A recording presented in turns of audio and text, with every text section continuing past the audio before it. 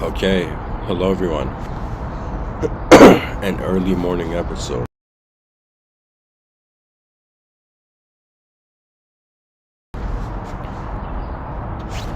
The title that has found me, and I'll be using the notepad for this episode, so the viewers need to look at the screen. Is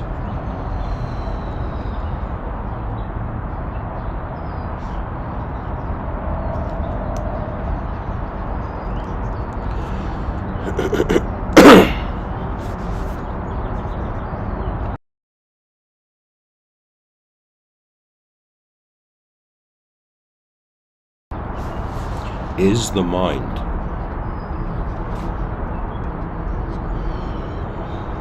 another body of the soul?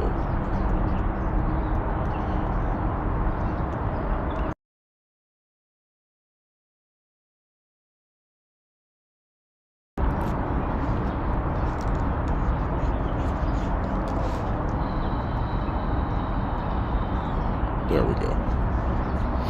This statement can also be said in the sense of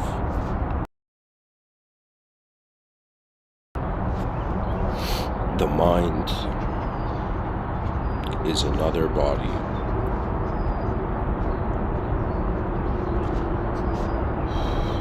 of the soul. So you may be someone in 2022 hearing me right now and being like, what is this soul you speak of, random podcaster?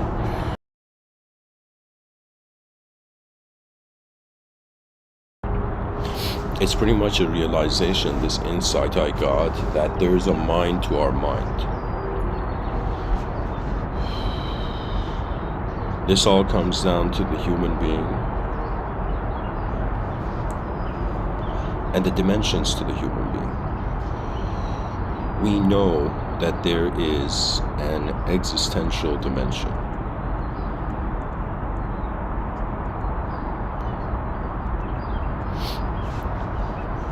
In this existential dimension, bodies move and existence is clarified. That means the ability to move as a biological entity is what is stabilizing our perception of a fixed reality.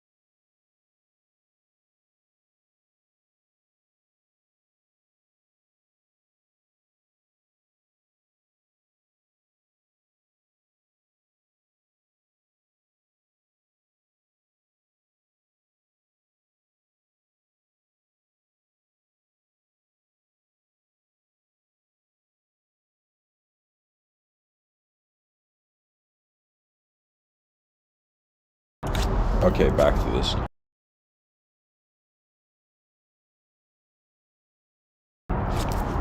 And guys, people may be like Mr.Within, there's too much coughing and pauses and noises, and I'll be like, guys, this is life,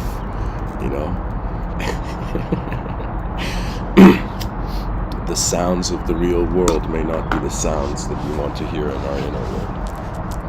However, the world moves as it does. So there's the existential dimension, there's the bodies move and existence is clarified. There is an experiential dimension. Now, the reason I've made it into a sort of dualistic scenario here, not because we are in a dualistic scenario, but just that when I look at the modern man in 2022, pretty much the modern man has an ability to know that it can move as an object, and it has an ability to know that it can move or shift as a perceiving subject. Existence is what is there. Experience is what can be there. What else can be there? The experiential dimension of the human being is how an observing mind recalculates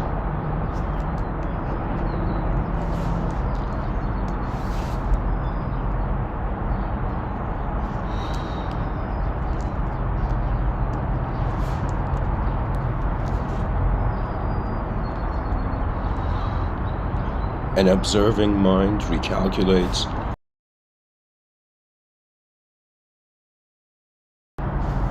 or resimulates the position of the body.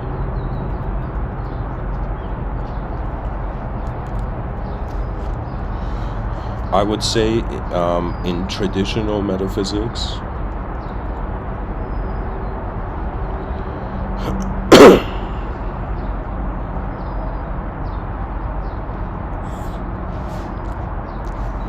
we have the body, mind, soul idea. In modern metaphysics, we have body and mind pretty much. If you go to the, let's say your local, professor at a university, and you ask him, "Hello, sir, do you believe in the mind?" The professor would be like, "Of course. Who do you think you're talking to? How do you think you're even speaking?" It's like the mind is, of course, there. Now, the mind, we don't see it as an object. There is a way to associate it to an object, but the mind is an awareness to objects, and therefore that awareness is rendered to be, or seemingly it seems to be, beyond. It's as if the observer is beyond the observed.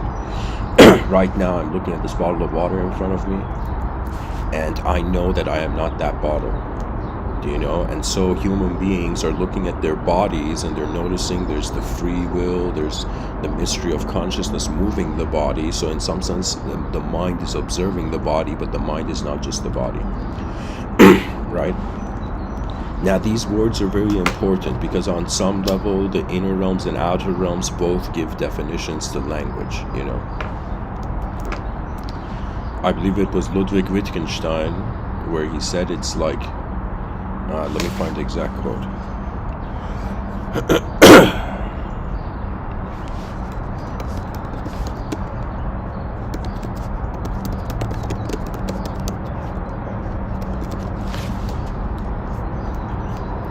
Ludwig Wittgenstein says philosophy is a battle against the bewitchment of our intelligence by means of a language.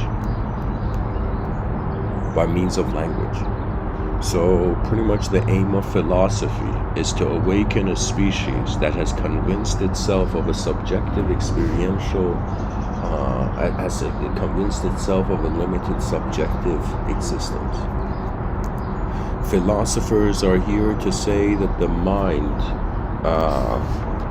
is open way more than how the understanding of our body closes its potential. So pretty much the idea of body, mind, soul is important, and this consideration that for now human beings have an existential dimension of access and they have an experiential dimension of access. So I'll go on to the next page. Now, let's say before we even talk about how the mind is another body for the soul, we have to be like, okay, what is the body? What is the mind? What is the soul?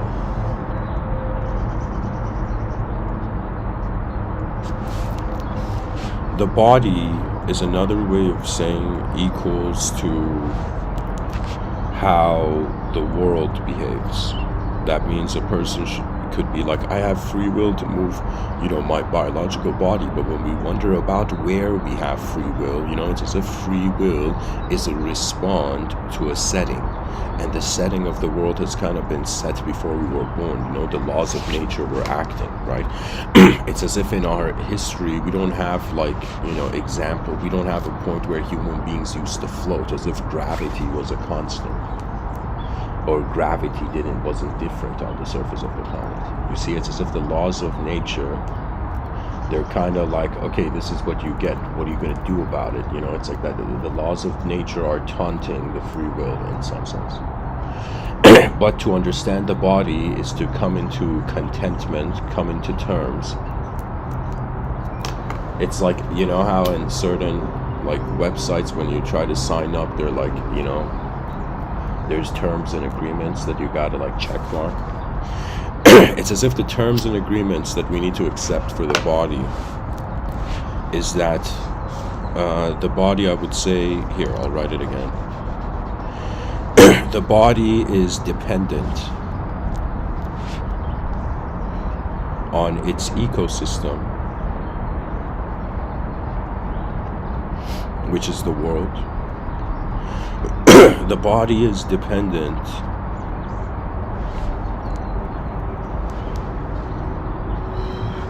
on cyclical manifestation, cyclical animation. That means it's like a person realizes, I mean, nobody gets bored of eating food. Nobody gets bored of drinking water. Nobody gets bored of sleep, as if these are, you know, some natural physical activities that in some sense, if we ignore them, we ignore our future existence, you know. I was talking to someone, and then a family member of mine, and I was saying how it occurred to me that for 10 years, the priority of my soul's animation has been to, for example, live as a mind more than a body. I would say right now, you know, is, you know, one of those moments in my life where I feel I have not ultimately, but I have to some degree understood what it means to be a non-physical mover of physical reality, and also a non-physical mover of subjective reality. You see, human beings, it's like, what is the human being kind of, if this life was a video game, what are the levels that this human being requires to overcome?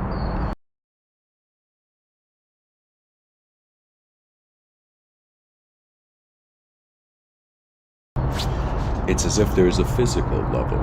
Human beings, their purpose is to interact with objects and move as objects. And when it comes to the purpose of the mind of the human being, it could be said that the mind has an ability to create, has an ability to change, and has an ability to destroy. And this is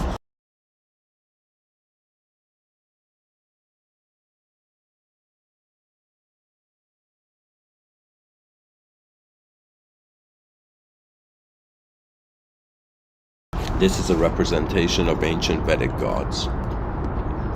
You know, Indian culture is not properly being represented. And this is a kind of strange thing for a Persian guy to say, you know, Iranian Canadian to say, but I shouldn't say strange, but uncommon. But there had been a metaphysics to cultures back in the day where it was as if it was open to intervention from higher dimensions.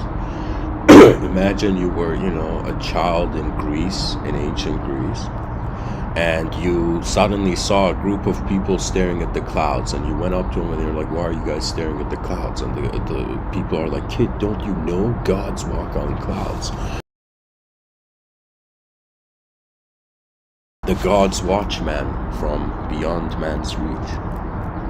And so imagine the belief that there's gods walking on clouds, the belief that there is transcendental watchers of the earthly realm.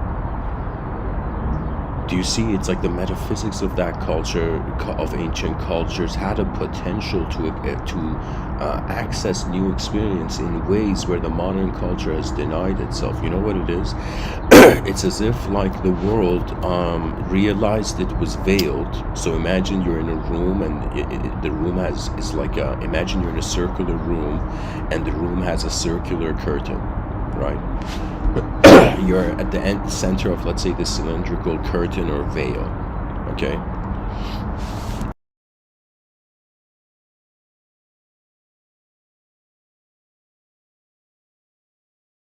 Now, what are the options of someone inside an illusion, inside a curtained reality?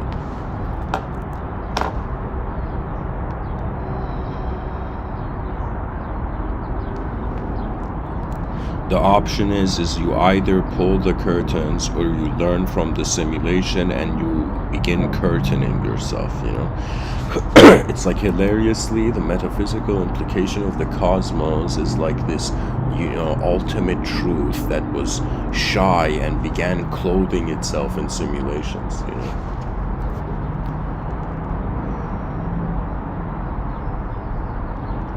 Sometimes I look at the idea of the microcosm and the macrocosm, and I feel it is as if like two dimensions are holding hands.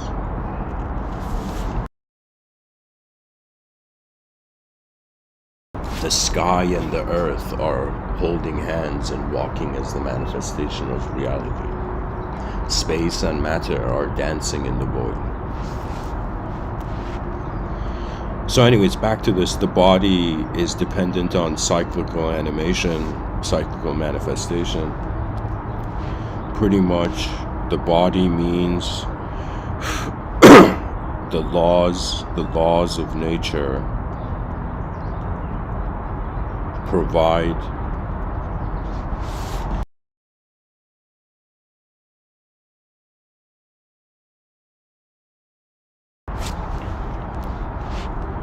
a physical character. Pretty much the laws of nature, or we can say that it's like our greatest understanding of the scientific vision of how the laws of nature are actually working beyond their mysterious appearance. I think it would reach to this conclusion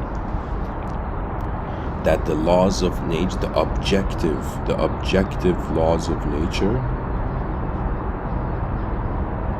have become a subjective video game. A physiological event has turned into a psychological event. So objective laws of nature have become subjective video games. Subjective video games. Okay, let me see if I can rewrite this. It would be saying the body is like how the body is a physiological event.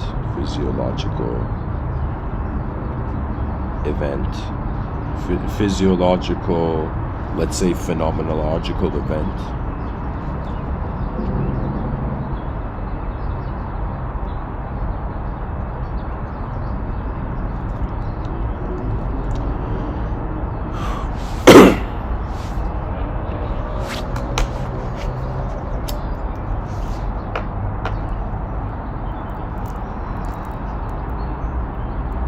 And what phenomenological means, that it has a sort of energetic appearance, and physiological event means it has substance and shape.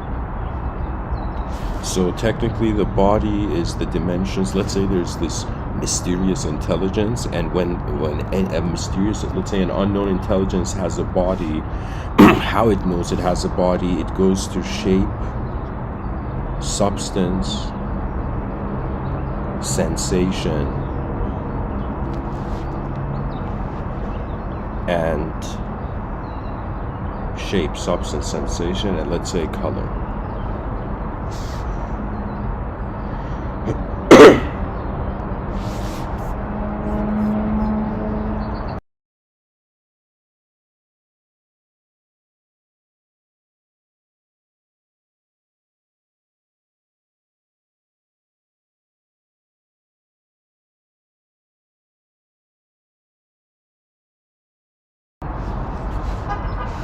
when we go to the mind, what the mind, let's say the idea of the mind known for is the origin of independence.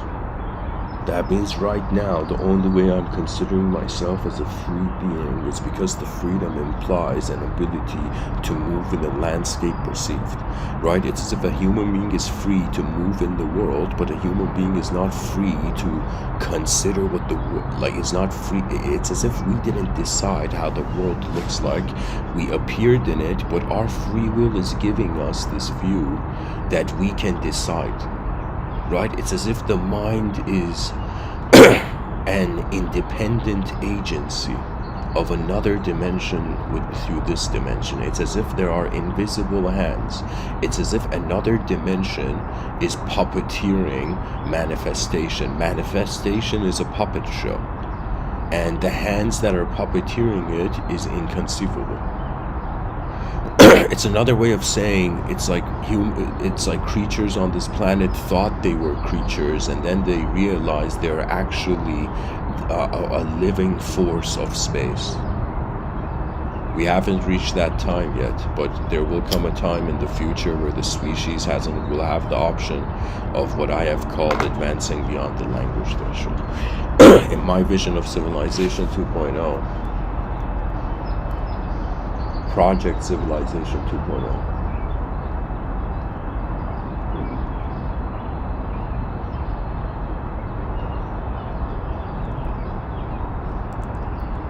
In 3,600 years from now, the species in an interstellar position will choose whether it wants to remain as an object till the end of time, whether it likes to remain as a subject till the end of experience, till the end of consciousness, or it wants to be something that is not an object and subject. You know, it's kind of like, I would say from a Mr.Withinian standpoint, I feel like, you know, a human being has come in history and is telling the whole species, in some sense, from the beginning, we've had actually in the inner realms a ridiculous amount of choice. You know, you know, it's as if the soul is poetically like a miniature experience of God. The concept of God, of course, if you ideologically get possessed by that idea, you become a robot of behavior. You know, there's people on this planet who behave religiously and they think they're a good religious person, not realizing that does it make sense, does it make more sense that a person abides by their original nature, or does it make more sense a person to, in some sense, behave in accordance to a sort of artificial promise? You know, it's as if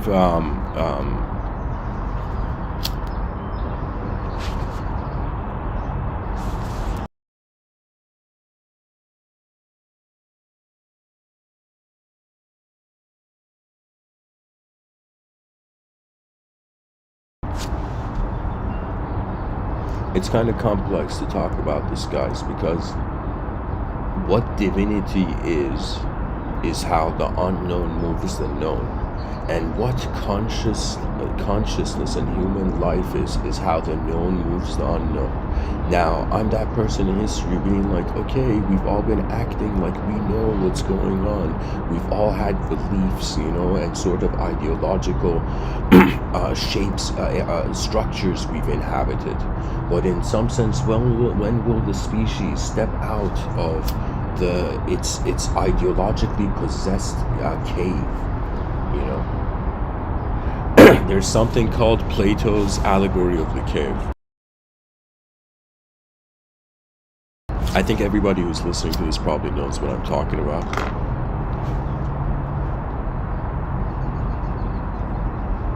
But pretty much the idea is that the allegory of the cave was this idea that imagine a bunch of people chained in a cave and they can only look in front of them, and behind them imagine there's a fire. They can't see the fire, but the fire projects their shadows on the wall. And it's this idea that imagine a human being inside a cave that is looking at the shadows of itself on the wall and thinks it's the shadow. It doesn't know anything better. And then Plato says, but let's say some circumstances happen, these people who are, let's say, in this cave thinking they're the shadow on the wall, they suddenly open their eyes, realize like the fire is creating their shadows, they realize what is simulating the illusion of their identity, and then in some sense the person steps out of the cave, and when they step out of the cave they discover a new sky. They discover a new sky. That's what imagination should feel like. It should feel like you have found a hidden world where the laws of nature originate in accordance to how the attention moves.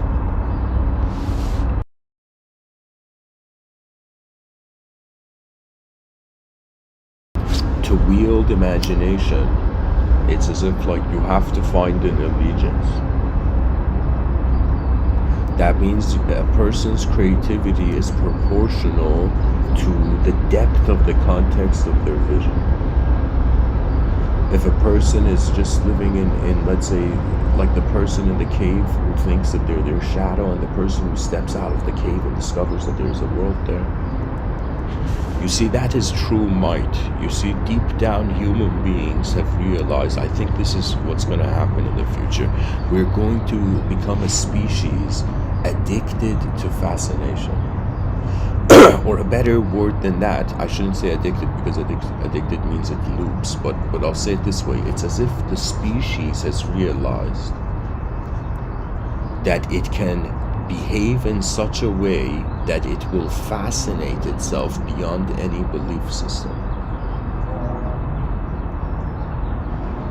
The dimensions of the human being are the most important thing to consider. There's no, believe it or not, technically on some level, it's impossible to compare people's intelligence. Why? Because everybody is standing in a private server of a universe behind their eyes. You see, you have to have the courage to move in your inner realms, and then the courage for it to comes to move in the outer realms, you know. There's so many ways to move on this earth that it's as if there's no right and wrong. There's just what has been tried before and what hasn't.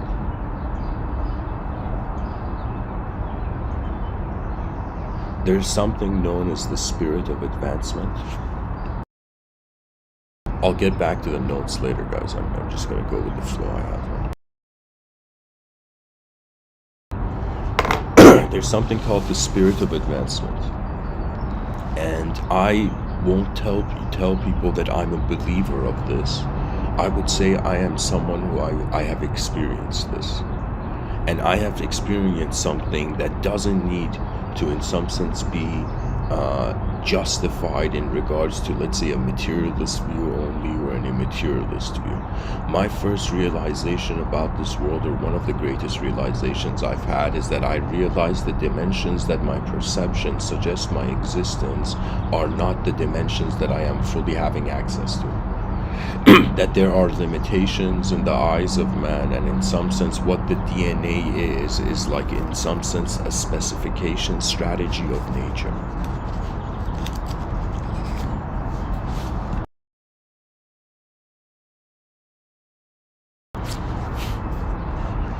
You know, it's as if the person's like, what is the meaning of life? What is the meaning of this? You know, can you imagine, like, you know, let's say consciousness teleporting into a world out of nowhere and being like, you know, somebody explain this to me. What the hell is a world?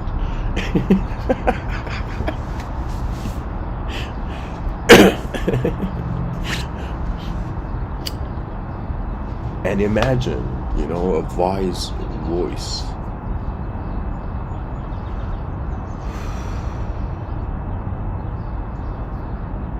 The world is where novelty breathes consciously. What the world is that somehow manifestation has been authorized to view itself in a unmanifest way. There is something behind every person's eyes which I feel it's the source of an eternal laughter. You know, the dimensions a person considers to themselves suggests all the ways that in some sense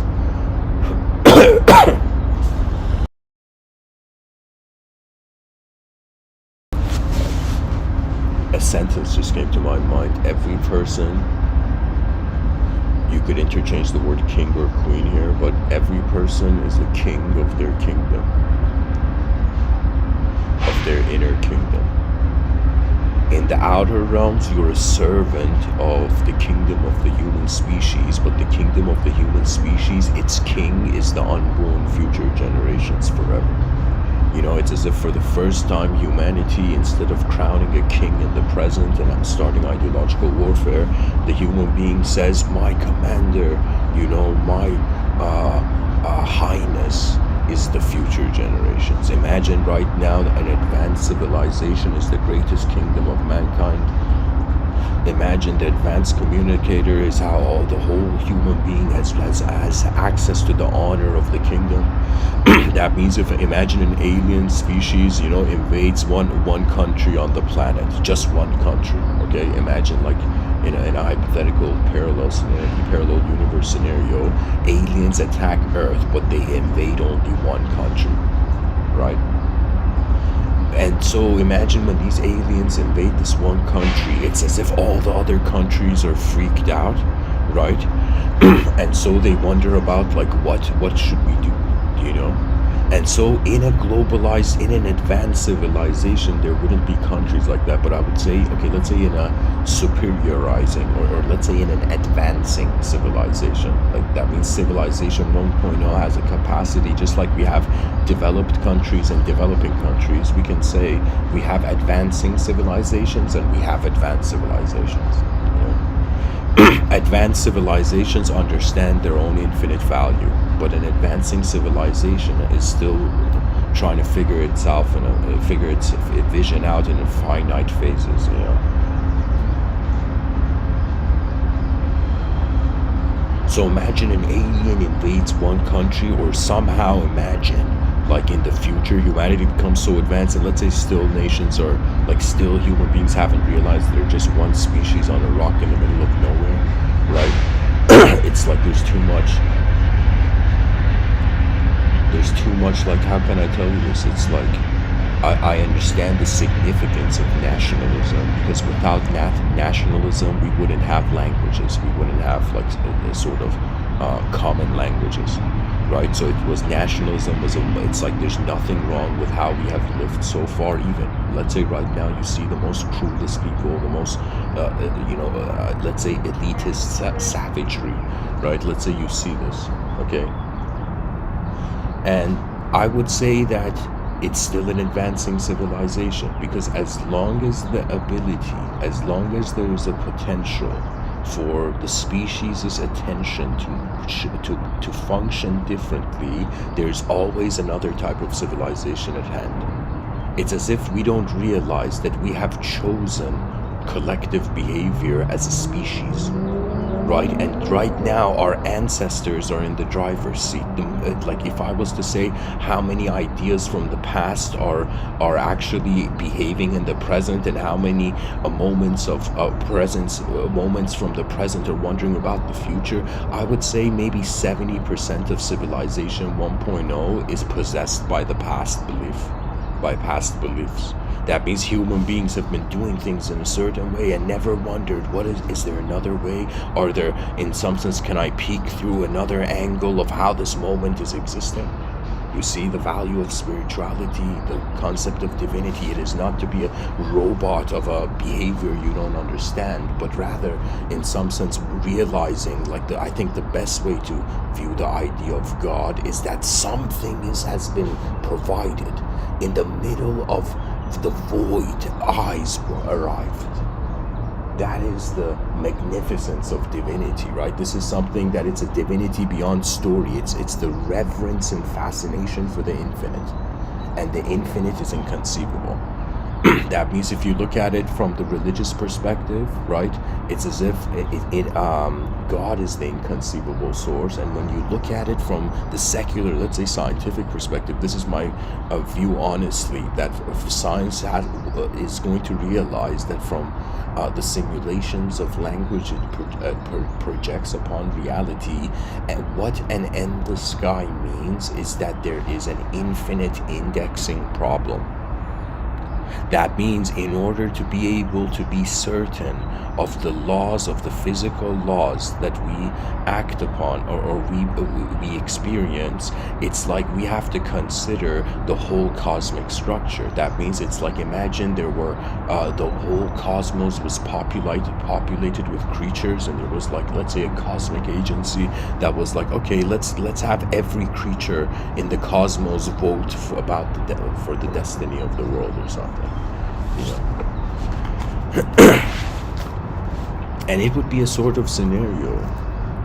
I don't know how to tell you. I don't know how to say it really. Some things, of course, the more that you realize it, you can't say it, the more beautiful something becomes.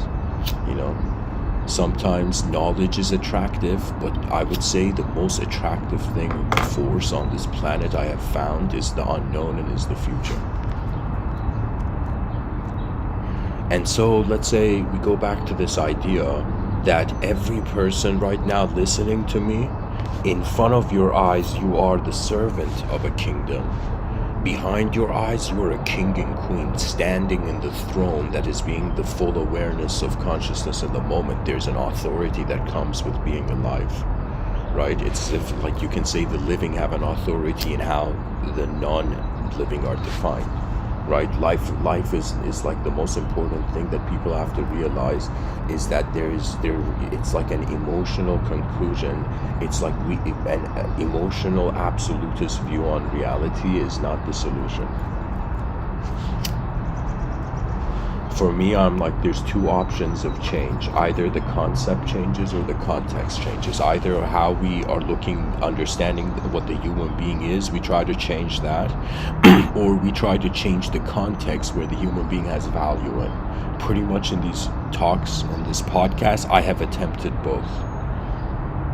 I have wondered about, can freedom be found behind one's eyes, and can freedom be found in front of one's eyes, or is freedom the realization that the infinite search leads to the acceptance of the unknown, and once we accept the unknown is being the unknown.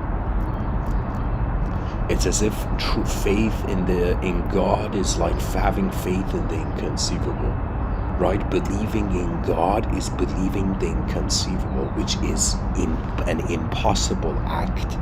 Yet that's this religious, that's where divinity begins to become relevant, other than ideological, possession of identity, right? It's as if, did God create us to be our original selves, with the consideration that God's creation is not wrong? Right? Man may believe he has sinned, but from the eyes of God, you think a perfect being can make an imperfection?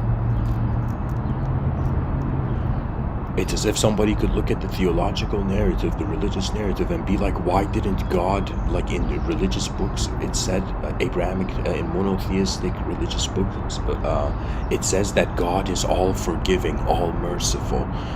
People pray to God for God's forgiveness of their, let's say, misconduct and whatnot. So in some sense, if God is all forgiving, why didn't God forgive Adam and Eve on the spot? Why wasn't the parallel narrative of God being like, all right, guys, I know you ate the apple, and like in some sense you weren't supposed to, but it's all good. It's just an apple, Do you see? And so I would say the point of the first mistake, the original sin idea, is that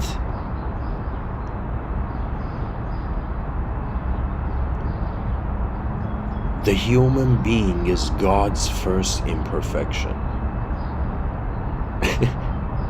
It's like a universal being like, do I have flaws? And then like that's when the human civilization was like, oh yeah, okay,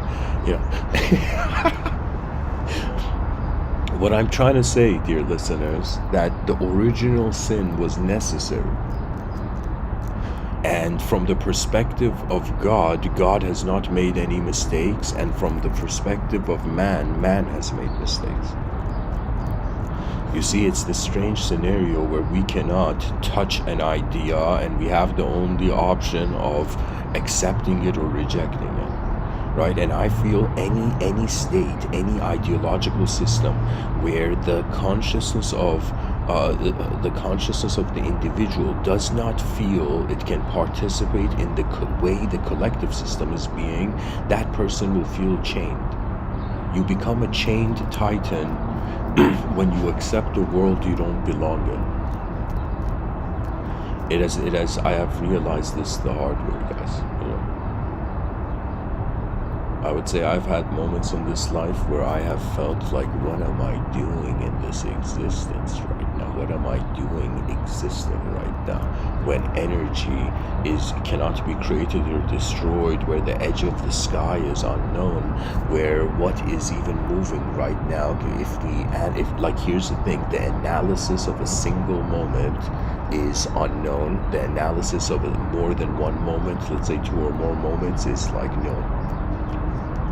Duality, it's like we are believing duality, okay? As if you identify as a body, you worship, it's pretty much duality governs your intelligence. If you identify as a mind and you speak, let's say communication, you also identify with a dualistic context, right? It's only in silence and stillness, or moments where I would say an effortless moment. I feel this is one of the greatest blessings a human being can receive,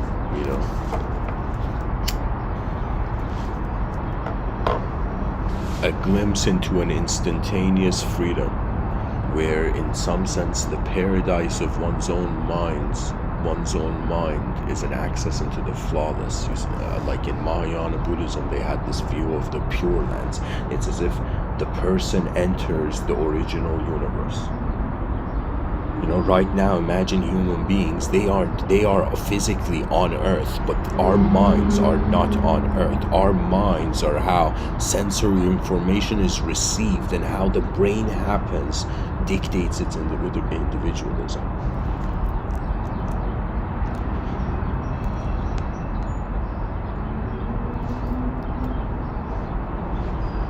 Imagine there were a group of people who were trying to figure out the mind, right? And they tried everything and they couldn't. And then this person, let's say this minimalist, came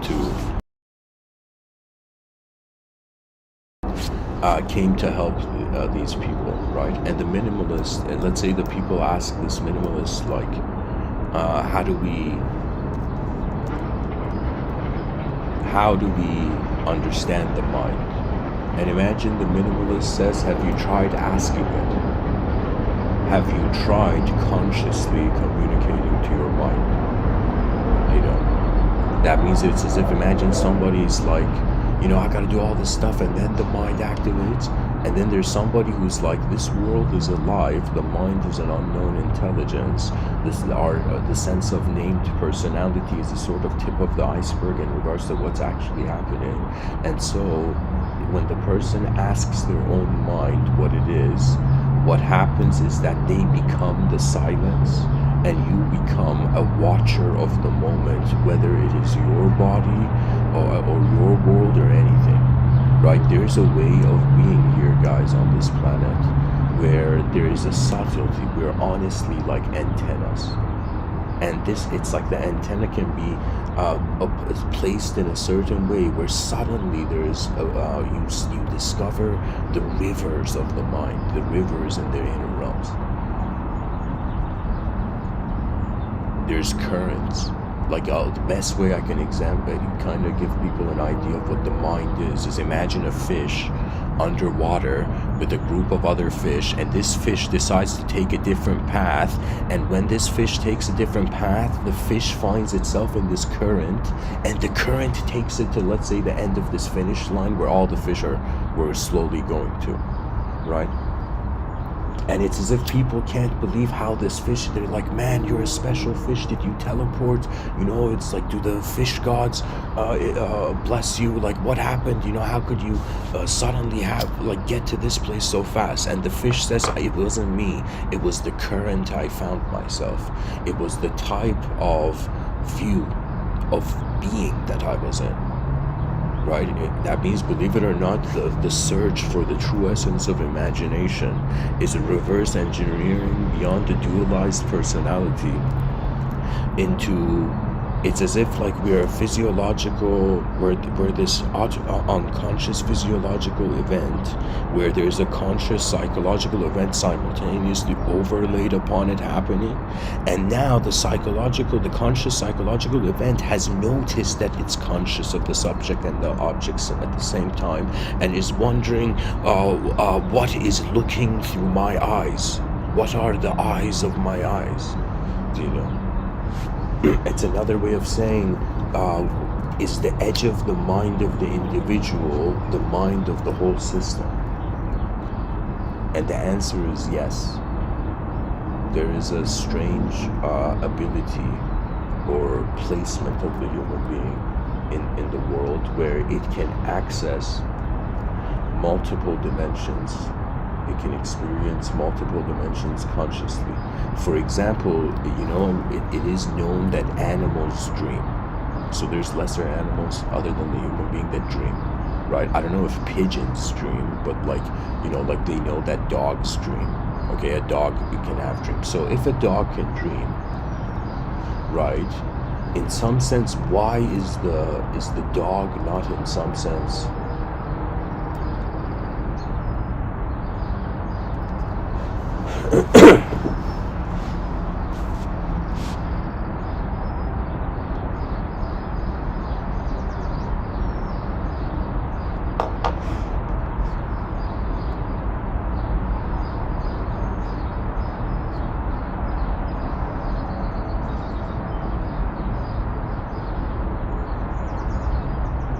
what I'm trying to say is that if a lesser species is dreaming, it has the capacity there. It has another dimension of intelligence to evolve its current dimension from, but why it is not conscious of it, right? That means it's as if we are that animal in nature that noticed it was being in an animal in a cosmos. But if you look at like all the other animals, like the lion may roar and be mighty, but when it comes to the mind of the lion, the eyes of the human being have seen something that so many species won't see.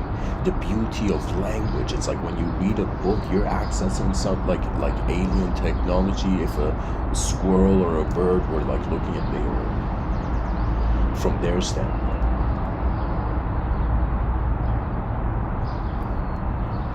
So the body is a physiological event.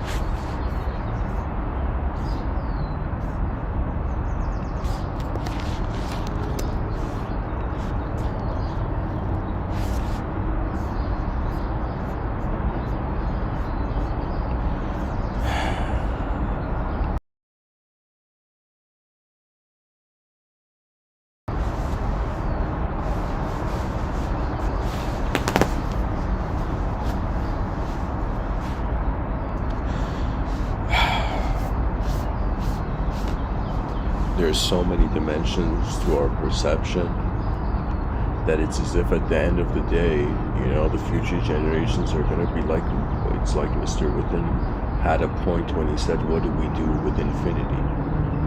Pretty much there are 4 values where the species has to be like, what do we do about this? How do we look at it? We have to have 4 attitudes, the 4 great attitudes of the human species, let's call it. one attitude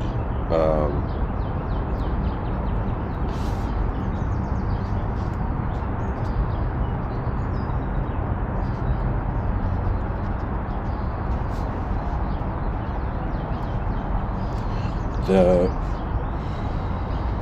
4 great attitudes, let's say,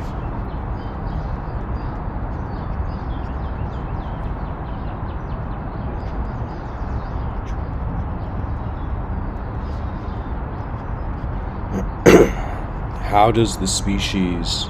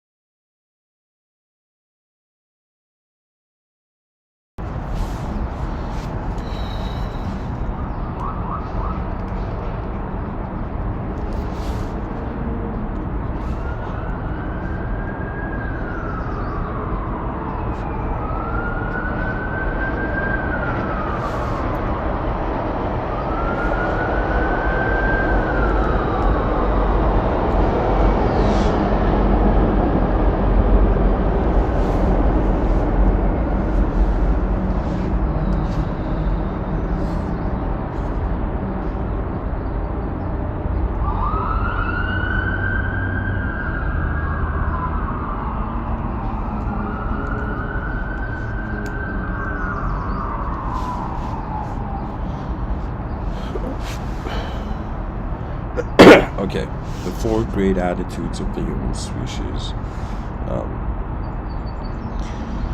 How does the species treat this worldview that everything is nothing? Right? So how is the species handling emptiness? How is the species handling what it means to look at space and consider that there's nothing there? Right? So it's like the human understanding of emptiness and nothingness and inevitableness is like, you understand that. So how does the species treat the 0 dimension? How does the species treat the void? What attitude does it have towards it? And then the next great attitude of the species would be the singularity. So I would say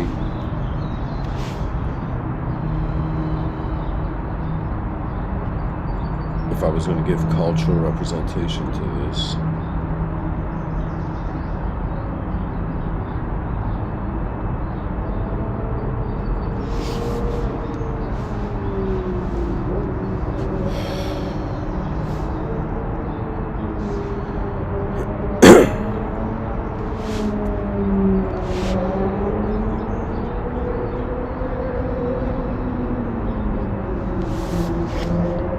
how does the species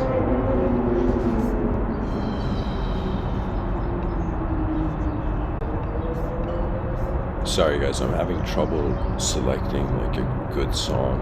I'm listening to music as I'm doing this talk, and when the song kind of changes. Okay, I think this is a better song. Okay.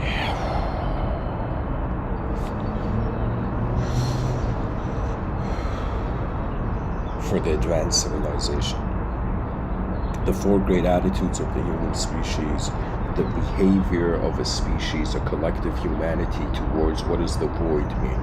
This would lead to, I would say, the void being a dimension, and also in culture, those nihilists, like forget the word nihilists, all those people who believe in emptiness or believe life is a simulation, you know, is an empty simulation, they will be known as voidists.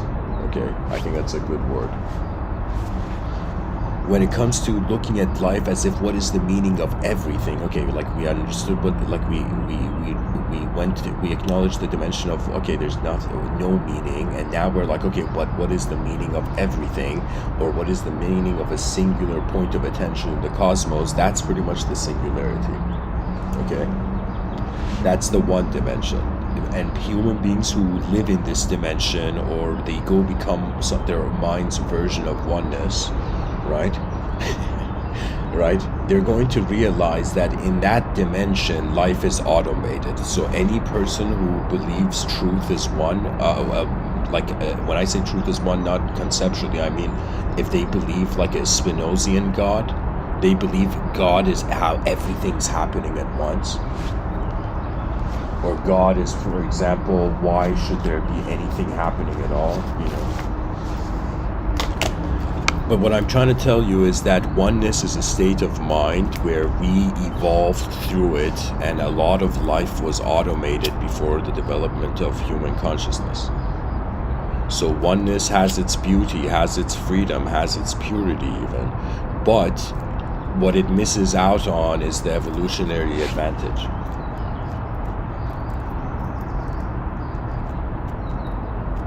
I feel that this is an attitude I personally have, where I choose my distance with ideas in accordance to how I feel about them, you know.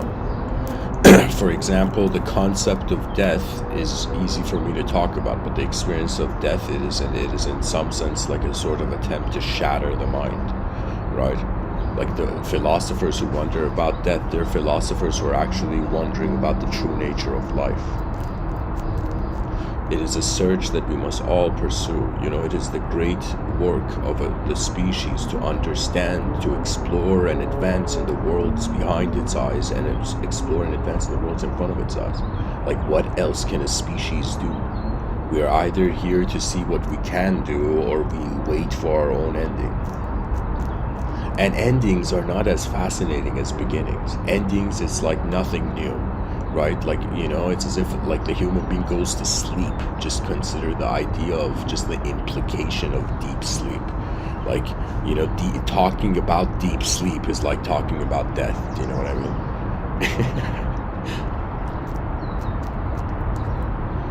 And what it is the in some sense, consciousness leaves this room. Right? If you are, I think, someone who is a true mystic, they're actually realize they're not conceptually anything. They are just the moment, and how the moment is alive, and how the whole moment is happening. That's really it. You know? That means anybody who wants to study divinity, it's pretty much how there is a program of how the universe knows how things should happen before we know what should happen.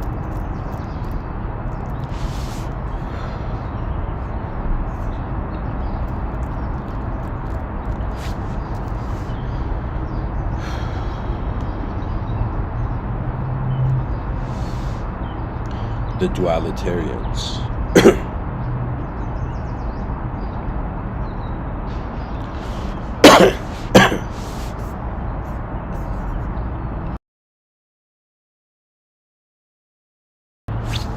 For this, it could also be the dualists culturally.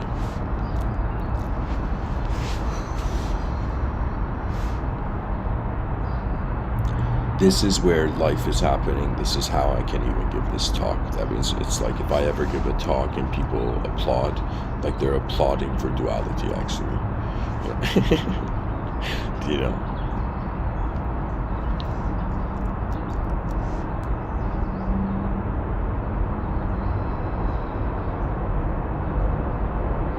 Observance through the simplest self is like the unconditional nature of being, which is another way of saying what is a superior way of how the moment's intelligence can happen, is rather than the person thinking they are an ego, instead the person in some sense realizing that it's the unknown presence of a witnessing force.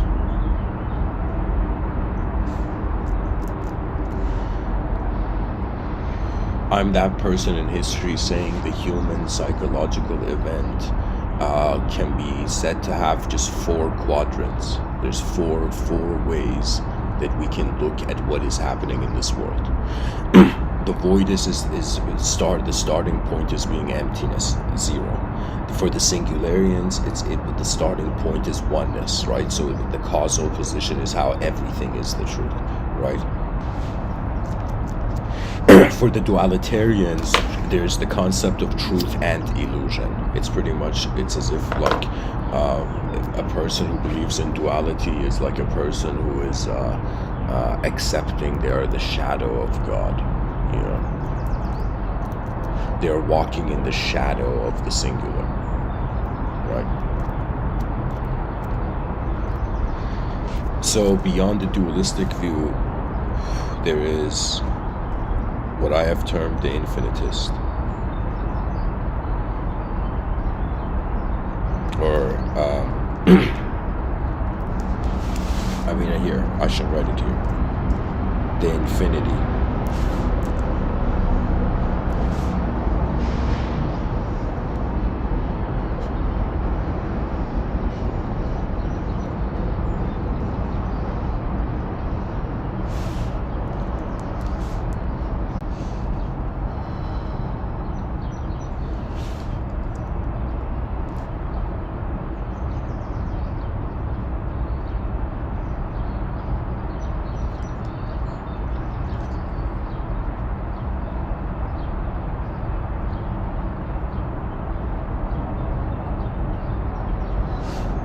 Okay. So pretty much after acknowledging duality and chaos in order, that means the person looked at a chaotic and ordered universe and was like, okay, been there, done that. Like, okay, I got to see this. What other part of this museum of cosmic manifestation have I not seen? So beyond duality, that means the person has acknowledged, all right, I found 0 here, I found 1 here, I found 2 here. Right, I found the void, the singularity, the duality, and the infinity. Right.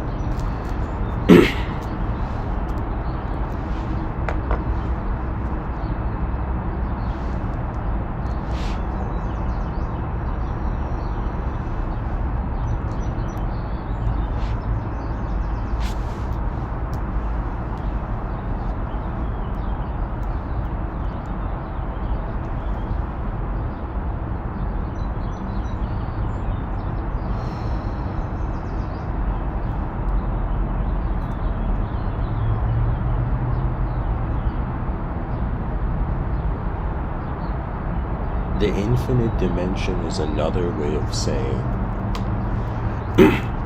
pretty much I can see it even paralleling the title of this episode. So I guess I'll start from here and say, okay, how do we know we're a mind? Because we know that something is aware of the body and moves the body, right? It's like the free will is technically the mind's ability. Right? And what the mind is, for now we're considering, let's say from a secular standpoint, it is the brain's event, the brain's activity. But if we didn't treat the brain as a video projector and we treated the brain as an antenna that somehow had the ability to translate signals into video, let's say inner video, pretty much imagination is made of light, or made of the ability to move around light.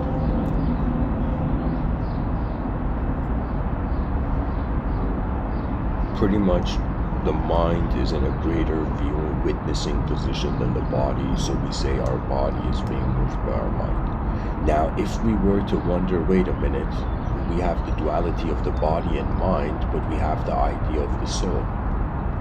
And so what if towards the soul, here's the major picture I'm going to draw, like it's like, what if it's like a circle, like instead of it being like,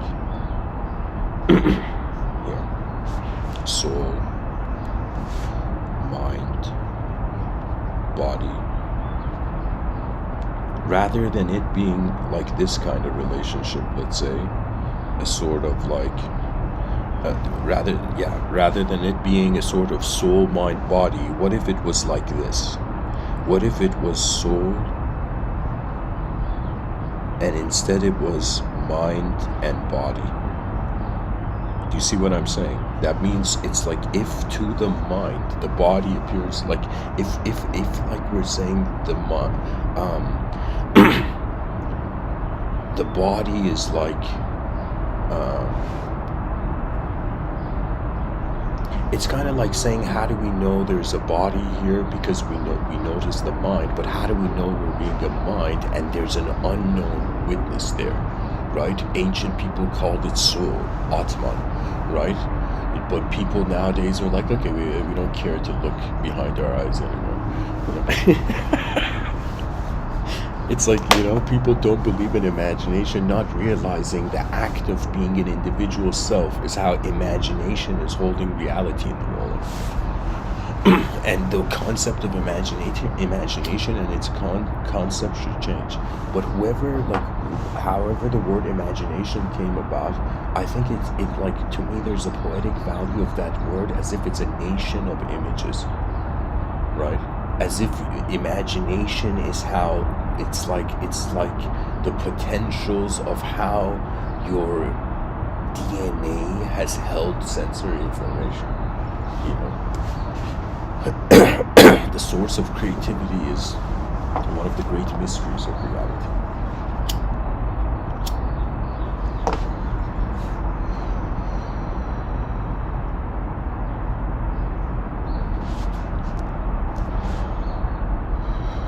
So soul, mind, body, right? I would say outer realm spirituality.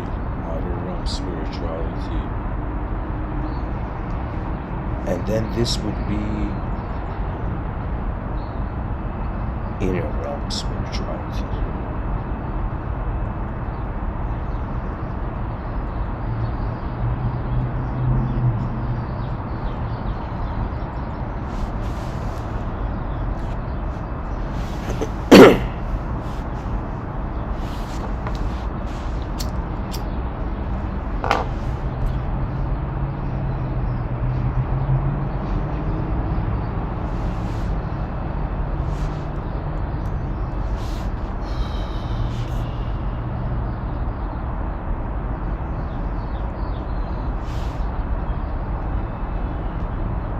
I feel that if there is an awareness that is saying, okay, I'm observing my body, so I'm not just the body, I'm also the observer too.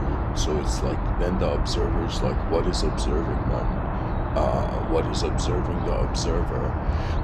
And if the observer is defined by conception, only the inconceivable remains. That means what really consciousness is an inconceivable, unknown witnessing force. And even you saying the word force is too much. It's as if the inconceivable means like no mind can touch it. The idea of the advanced civilization, when you wonder about its infinite continuity, it becomes inconceivable. That means an inconceivable civilization can be said to be the most advanced type of civilization.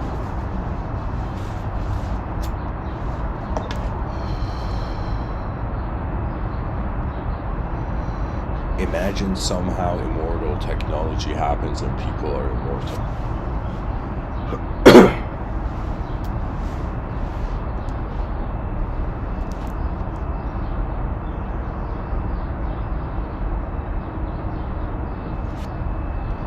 these guys, this is such a mind-blowing idea. But if we all were immortal right now, would cruelty make sense? Like, no, violence wouldn't make sense if we were all immortal. Right? So in a parallel universe, let's say all the human beings are immortal, right? Which is another way of saying we are timeless because we are here till the end of time. And the end of time only internally can be instantly, and externally it is mystery. You know? To me, I have this fascination, just like imagine like a nature photographer, right? Seeing like a, you know, let's say this rare type of lion, right? And with what fascination the nature photographer is just like, you know, documenting, you know, let's say videoing like this mountain lion that never comes out of its cave or something. And to me, I have the same fascination with the idea of civilization, which is another way of saying, like, it's as if we're like in a game where the chessboard, it's like if life was a chess game where the chessboard suddenly stopped existing. And now it's the responsibility of the chess pieces to redefine the chessboard.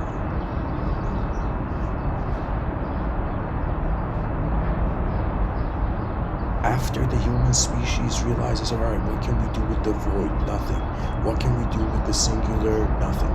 What can we do with the dual? We can act infinitely loop in chaos and order. What can we do with the infinite? We can just endlessly continue. As if, like on Earth, we have our consciousness is like the captain of a ship, and wondering if the wind, like what great wind is going to move it, say.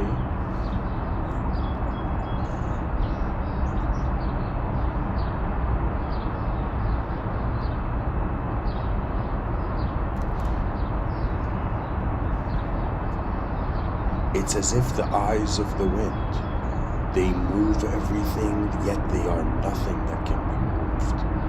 You know?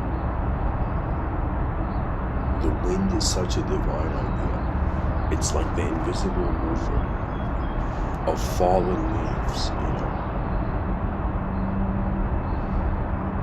You know, to be an individually conscious creature in a cosmos this big, like, no wonder people feel depressed, you know, it's like the existential situation is hilarious. Right? It's like, I don't know how I feel about, you know, a rock hovering in the middle of the void, you know, a singular, you know, it's as if like,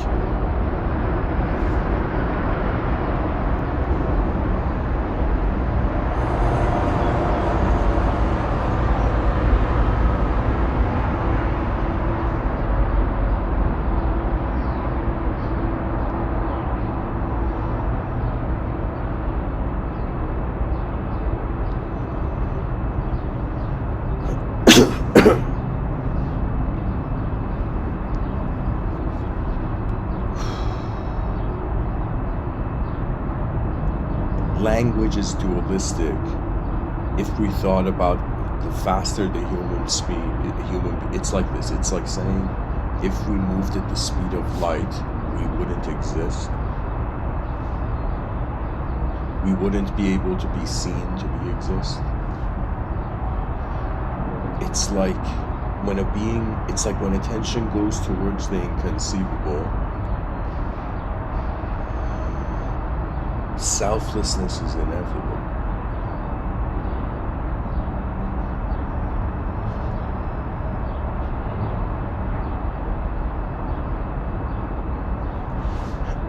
It's like what would 8 billion, you know, members of a species, you know, members of a civilization,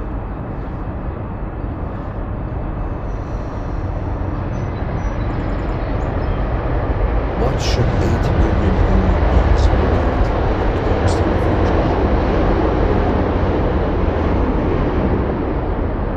Like, if we were immortal beings, technically technology would be an infinite occurrence. It's as if like when an immortal being gets bored of manifestation, what happens then?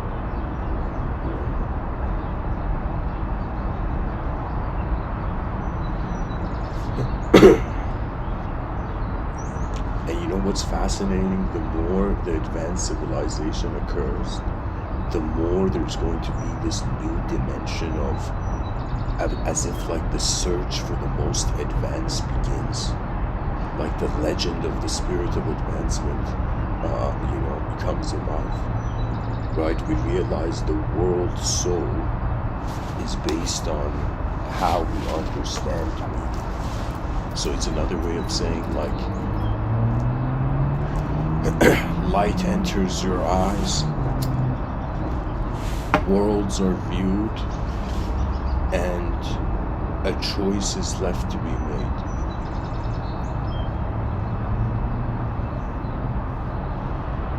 I think when it comes to the inner realms, the person should wonder about the greatest possibility and then wonder about the others,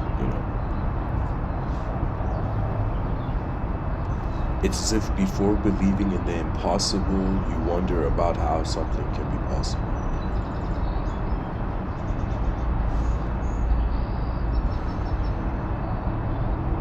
And the cool thing about life is that technically anything a person does is like happening for the first time ever.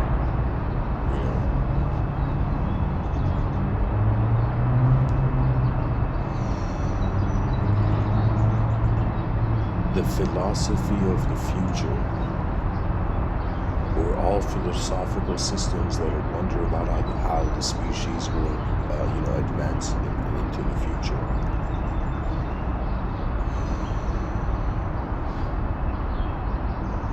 It's like, again, I could say the legend of what is the best chess move of the human species, what is the most efficient thing right now, fathomable that the species can do. And I think it would be as if all the educational systems on the planet, they unite into this kingdom of, let's say the educational kingdom, right? And in some sense it becomes a sort of, how much the king honors, the kingdom. I think the idea of the advanced civilization should be the epitome of the educational system. It's as if, why was that professor teaching so passionately? It's because the professor wants to advance something, because at the end of the day, it's as if like how far the species goes is way more important than how far we can go, So therefore, it's like the strategy becomes like efficient piloting of attention, and at the same time realizing which value system should be selected by consciousness. And value system means it's as if our mind is a point of awareness and various like lines are intersecting the singular point, and the attention free will has choice, it's like what free will is an ability for attention to reflect off the past to become a suggestion of the future, or stay in the present and be a suggestion of the future, or in some sense just be nothing and then the future man moves it. That means if a person transcends their past self and transcends their present self, they become how the future self is happening. The future is an inconceivable archetype, and so therefore it's as if we, instead of thinking the past is going into the future simultaneously, the future is projecting the past. So if the future is projecting the past, in some sense our freedom is not bound to the conditions of our past. It's as if our past was a preview of the main event that is the future.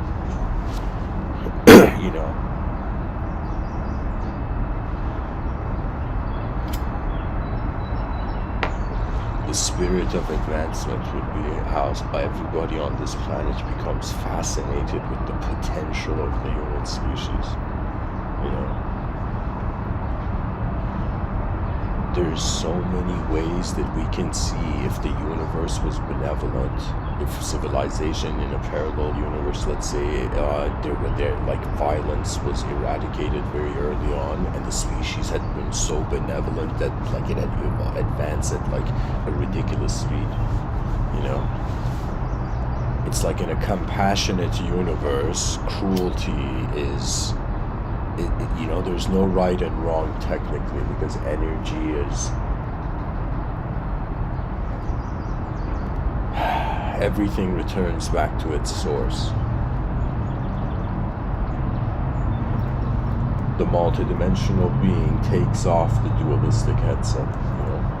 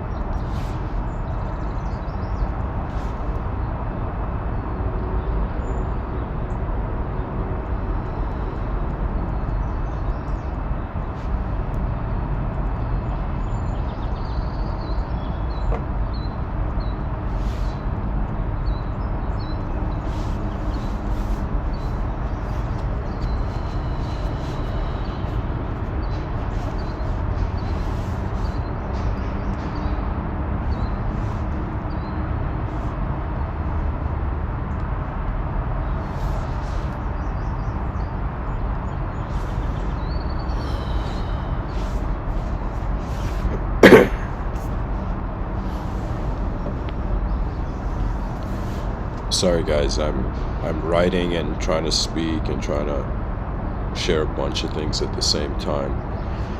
I'm just going to try to end this episode by saying that pretty much is the mind in another body for the soul comes down to, how is the mind being another body and what is the soul? Okay, and what is a possible view of this and what is an impossible view of this, as if we want to come up with both situations, right? Both dimensions of acknowledgement, right? We want to see what the impossible reveals and we want to see what the possible reveals, so how the idea, what sort of force is behind, the known variables and non-known variables of our perception. So the idea of the soul is pretty much, what is the soul comes down to what is the origin of consciousness.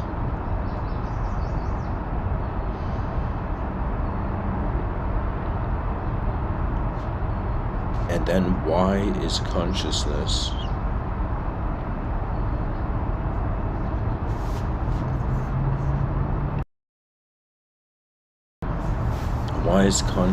behaving the way it is?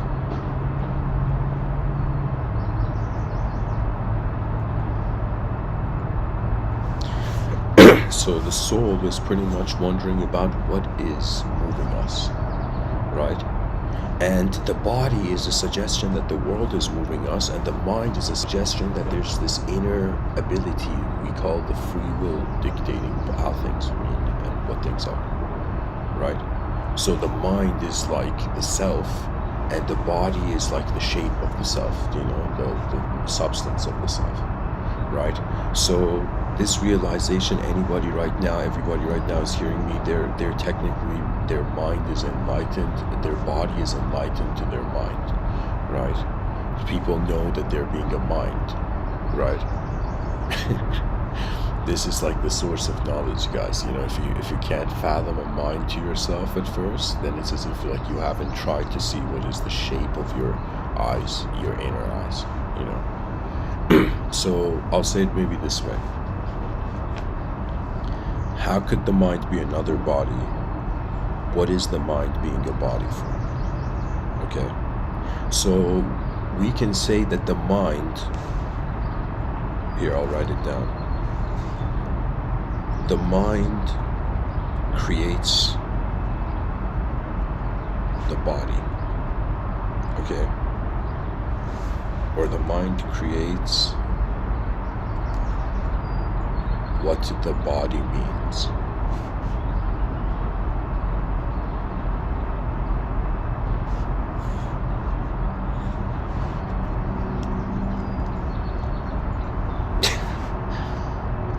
Okay. The mind creates what the body means. That means is another way of saying the mind knows it is not just the body.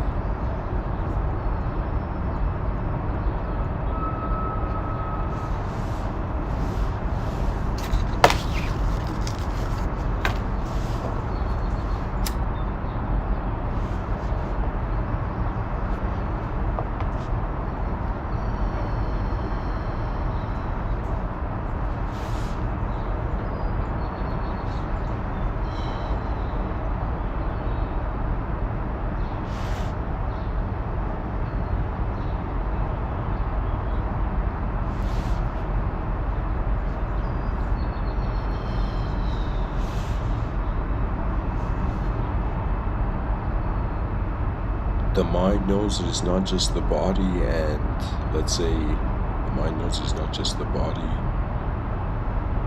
and that it can move the body.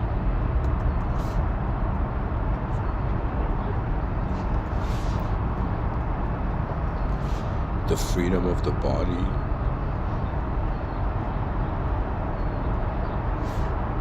is defined by how the mind generates the idea of freedom.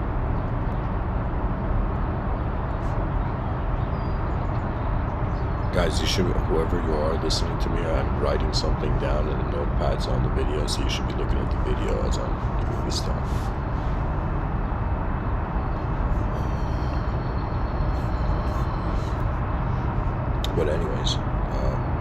what I'm trying to say is like the mind knows it's not the body because it can move the body, you know. It can give purpose to the body, it can take away purpose to the body. So we know that we are being minds and not just bodies. Now we can fathom, at least we can wonder at least, what would it be like to be a soul in some sense that has them, like just like how the mind has a relationship with the body. What if that same relationship applied to the mind, right? So it would be as if, like, what is it that is moving the mind that is moving body, right? Now this is where the duality, the idea of the body, mind, and soul, it's actually a triangle.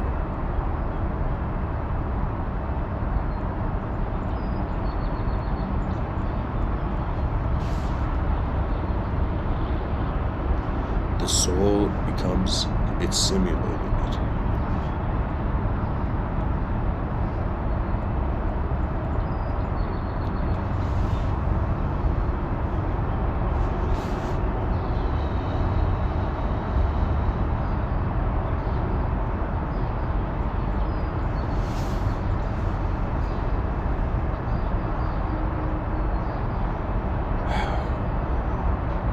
I feel that what yoga, meditation, mysticism, even honest esotericism, and let's say, you know, sincere divinity, where the transcendental has been pointing to, has been to how to the soul, both the mind and body are equal.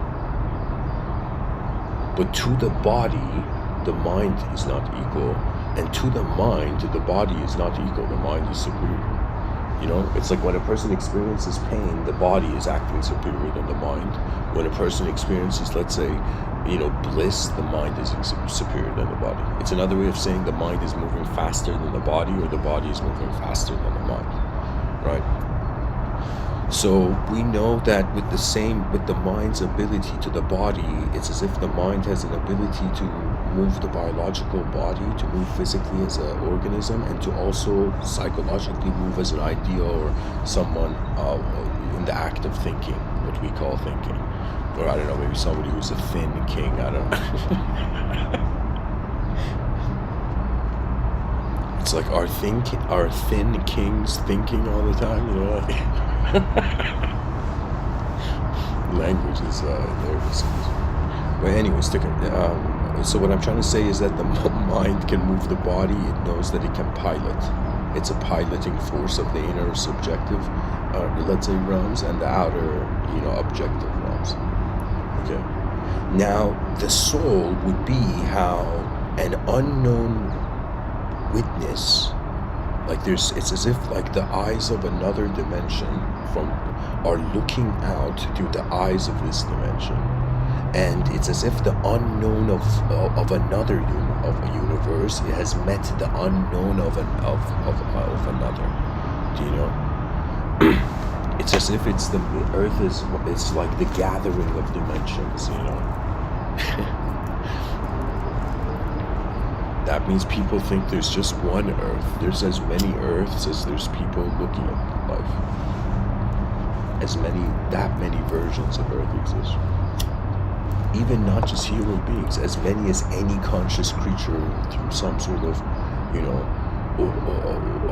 lens of an organism, you know, from the eyes of an organism, sees something. It's like if you are any sort of conscious force in the moment.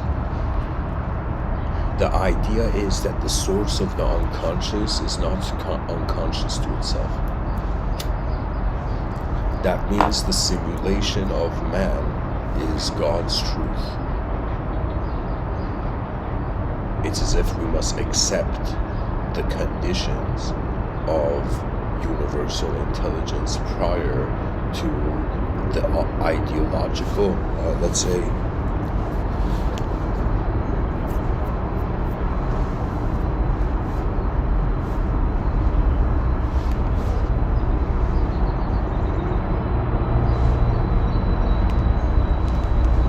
sorry guys, I got in trouble.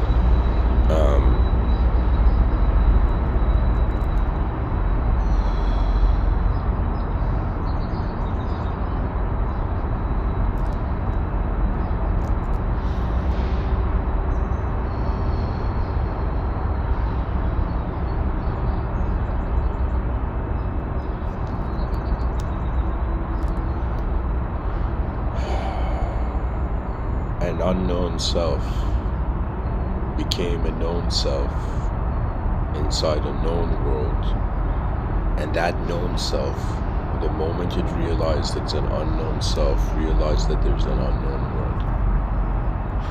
When it comes to human psychology, I would say it's pretty much this would sum it up, that there's a self, there's a world,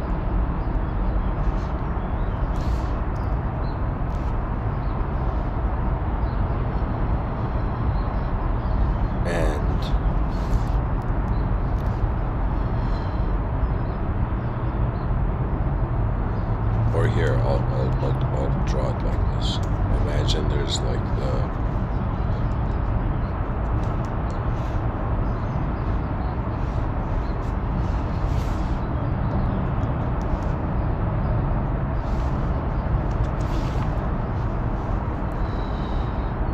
there's the self, and then there's the world.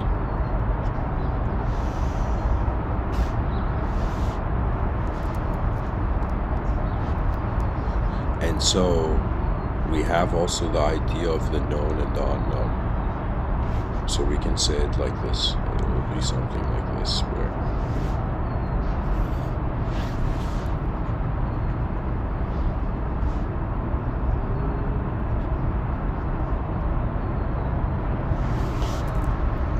so we have the self and the world, and then we have the known and the unknown. So psychologically, there's the possibility of a known self.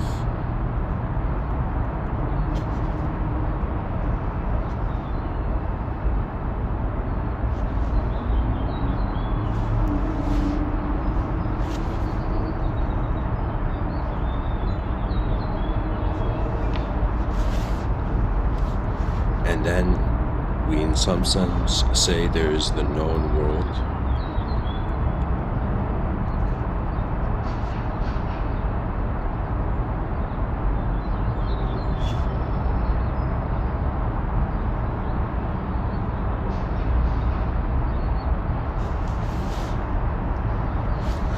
And then we have, in some sense, the unknown self.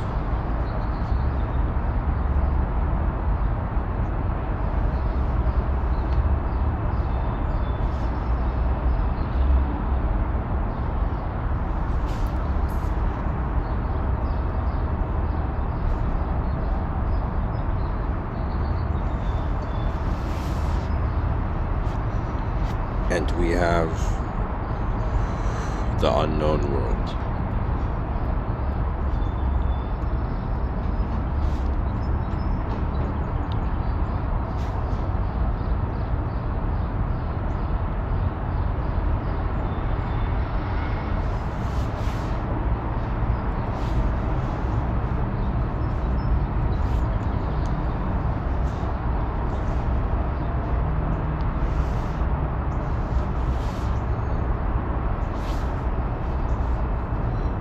And so, what does that mean? They all have relationships.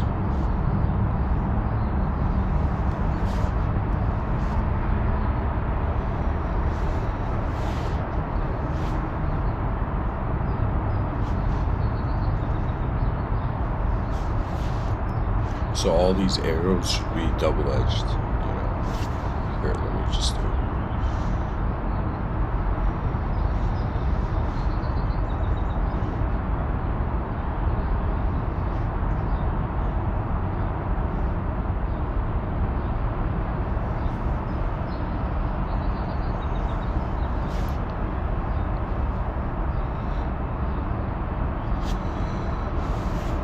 So anyways,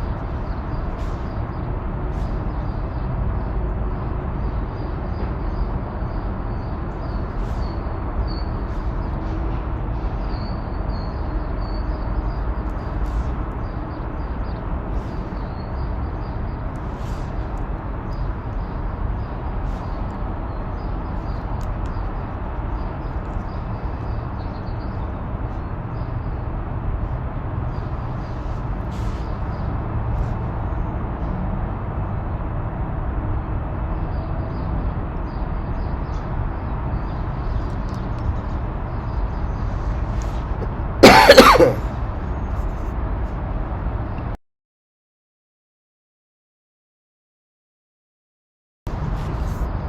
guys, I gotta figure something out here before I can continue with the episode.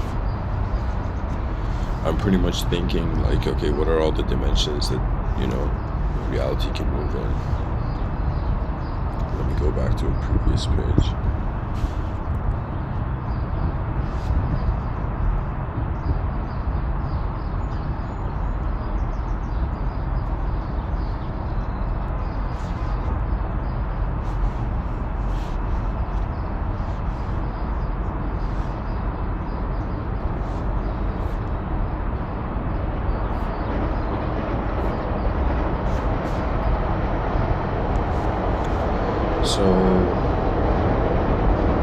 So we have the relationship of the known self with the known world.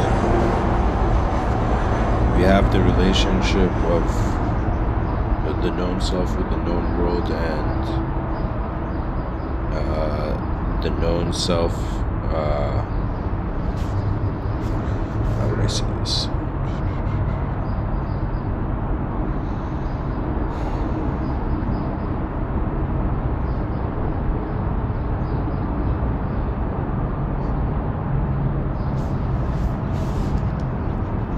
So we have a sense of self and we have a sense of world.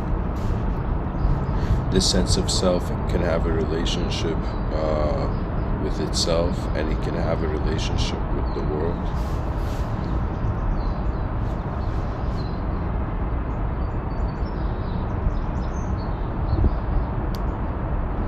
Or here, I'll say it this way. Unknown.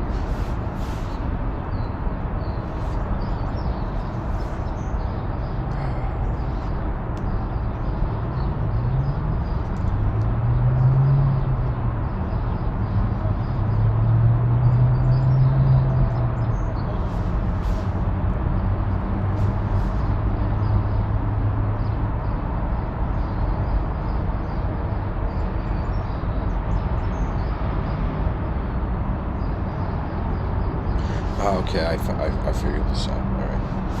Alright. So here, pretty much, I guess, this whole diagram I've drawn here, the idea is,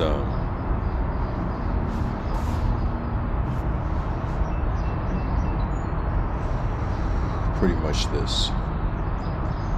These are the 4 dimensions, I would say, that every human being has to advance through, or has to wonder about.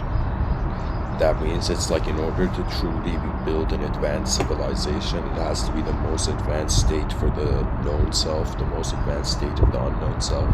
It has to be the most advanced world, it has to be the most advanced, in the known world, and then the most advanced of the unknown world.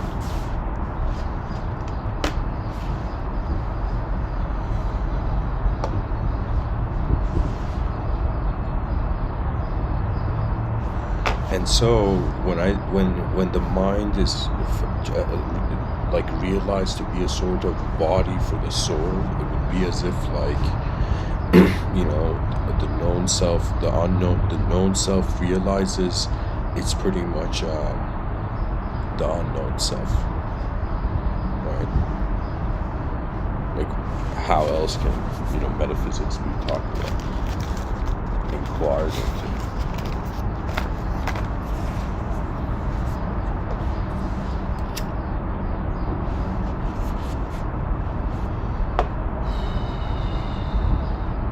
Known self has noticed an unknown self, the known self has noticed an unknown world, and has noticed a known world. The relationship of the known self with the known world, that's knowledge. The relationship of the known self with an unknown world, that's exploration, or the spirit of discovery. And the relationship of the known self with the unknown self, I would say, is inner exploration. It's as if you are an explorer, not just in front of your eyes, behind your eyes as well. The uncharted territory of every person's mind is the ability of their attention to to truly choose how their attention wants to engage the unknown. That means a person's relationship with the unknown suggests the destiny of their knowledge. The known self can only advance by realizing there's greater dimensions. The purpose of life is to not just discover greater dimensions, but to actualize them.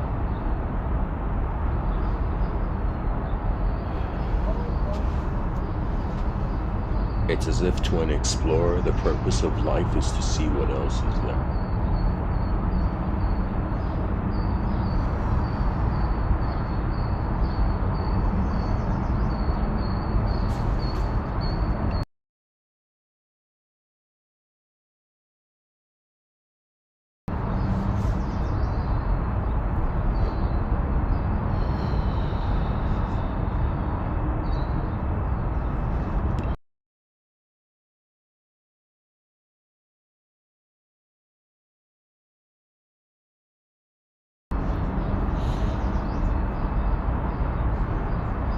I think it's healthy for every human conscious access point to the cosmos. Pretty much every person to discover their true nature. I'm gonna go into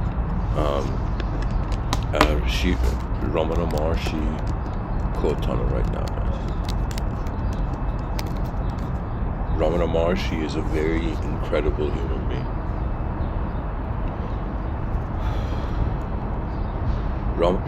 So let's begin the quote tunnel, and let me put the notepad away. I feel the notepad has served its purpose, you know. Whoever you are listening on or by notepad, you know.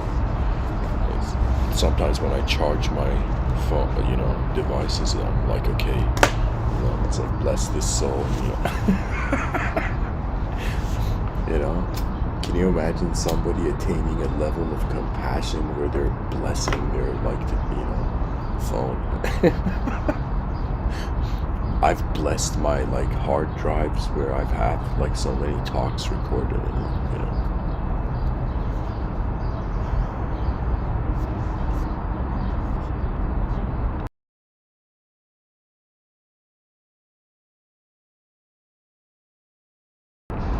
But anyways, the search for our true nature, where does that lead us?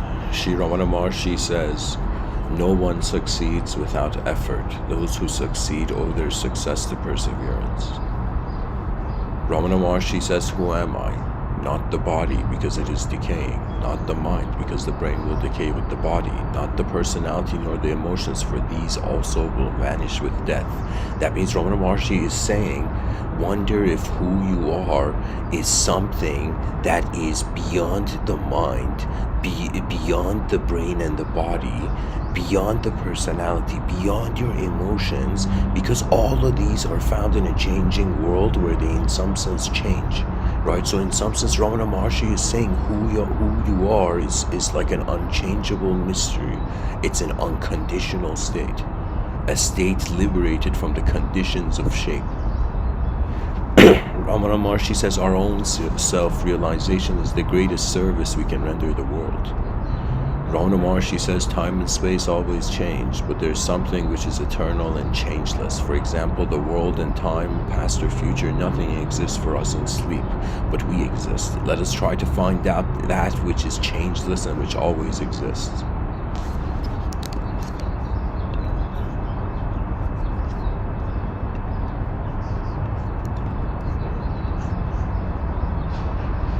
By the way, whoever's listening to these episodes, make sure you read the description, because in each of the video descriptions, there's a quote. There's like some, you know, considered famous quote, you know.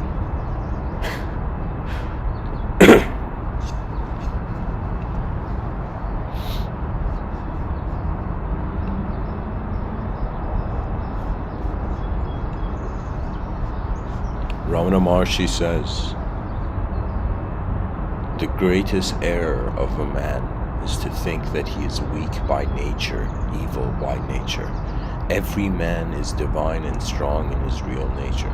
What are weak and evil are his habits, his desires and thoughts, but not himself. It's another way of Ramana Maharshi saying is that the attachment to the ideological position of the inferior is a subjective choice rather than an objective reality. It's as if he's saying that you are great. Not he's saying it's like Ramana Maharshi is saying that your nature can't be defined. It can't be defined because it can't be defined what good or evil nature is. Pretty much mystics were searching for the changeless. Thanks to Ramana Maharshi, the world has managed to access that wisdom. Ramana Maharshi says, let come what comes, let go what goes, see what remains. Ramana Maharshi says, devotion complete culminates in knowledge supreme. What a quote. And devotion means you are honoring your purpose, or honoring the spirit of the moment, the soul, the purpose of the moment.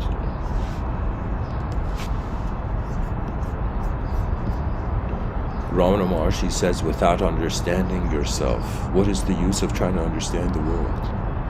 Ramana Maharshi says, mind is consciousness which is put on limitations. You're originally unlimited and perfect. Later you take on limitations and become the mind. Ramana Maharshi says, the body dies, but the spirit that transcends it cannot be touched by death.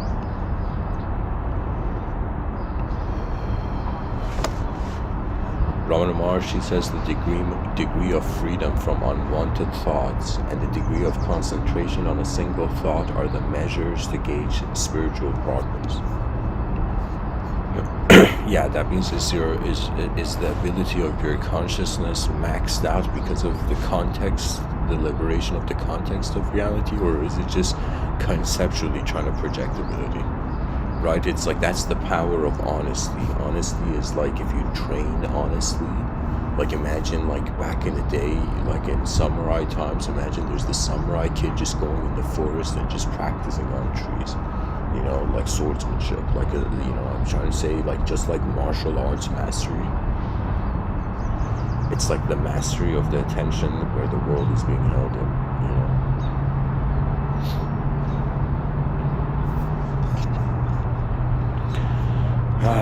Ramana Maharshi says, the real is ever present, like the screen on which the cinematographic pictures move. While the picture appears on it, the screen remains invisible.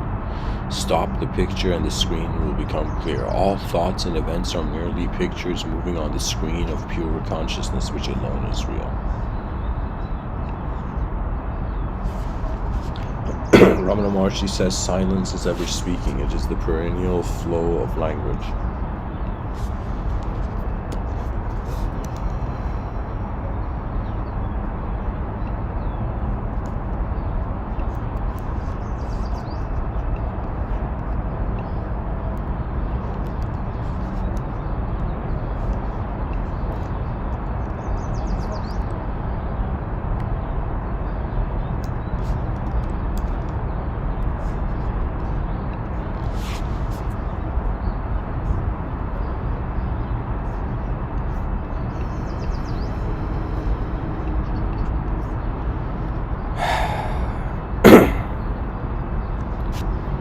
Ramana Maharshi says there's no doubt whatsoever that the universe is the merest delusion.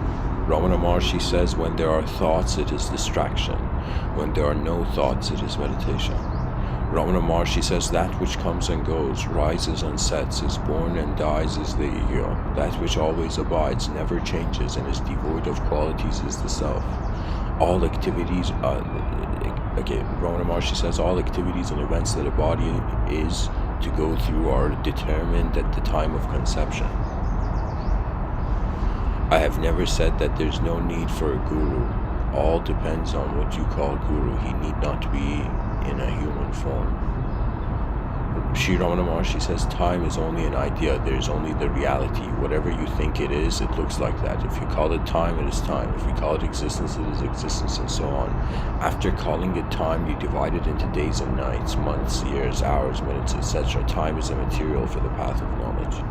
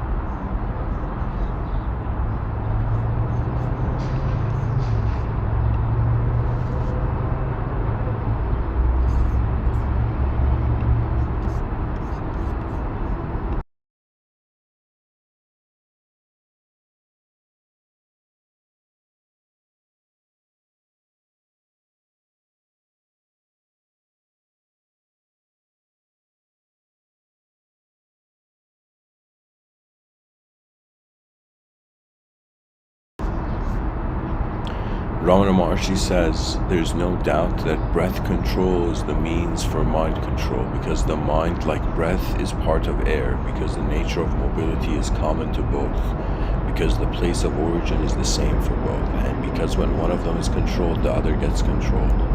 Ramana Maharshi says God has no resolve, no karma attaches itself to him. Ramana Maharshi says if you are vigilant, and make a stern effort to reject every thought when it rises, you will soon find that you're going deeper and deeper into your own inner self, where there is no need for your effort to reject the thoughts. Ramana Maharshi says, I've not read that. Ramana Maharshi says it is the higher power which does everything, and the man is only a tool. If he accepts that position, he is free from troubles, otherwise he courts them. Yeah, you know what it is? Ramana Maharshi is saying, like, when before the ego desires power, it should kind of be like, okay, you know, it's as if like the divine is in the room, right? It's as if let the divine, like it's as if the ego needs to be a gentleman and let the divine go in the room first, you know, or it would be as if allowing the divine to move before the illusion reacts. But anyways, I'll keep going with these quotes. I'm trying to see if I read all of them. Ramana Maharshi says, doubts never end. If one doubt is removed, another takes its place. It is like removing the leaves of a tree one by one. Even if all the leaves are clipped off, new ones grow. The tree itself must be uprooted. That means you must get rid of doubt. That means whoever you are listening to me, the concept of doubt, Ramana Maharshi is saying, like, there's no need for it to exist. Like, the concept of it. It's like they tell this person, do you doubt yourself? He's like, I don't know what you're saying. You know, it's like that idea doesn't exist to me. Napoleon was like that. You know, Napoleon has this quote where he says, time is he says the impossible is a word in a fool's dictionary. You know? It's as if somebody told Napoleon it's impossible, and it's like, buddy, I became an emperor from like the most impossible circumstance. You're telling me, like, you know, what I want to do is impossible. It's like, get out of here. You know.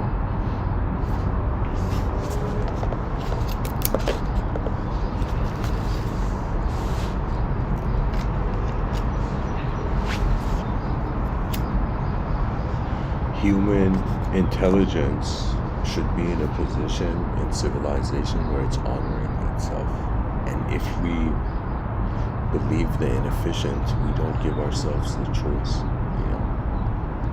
It's as if I think the healthiest attitude of a species is to treat all ideas ever as artwork. You know, as in some sense the last echoing masterpieces of their creators, you know, of their designers. Right.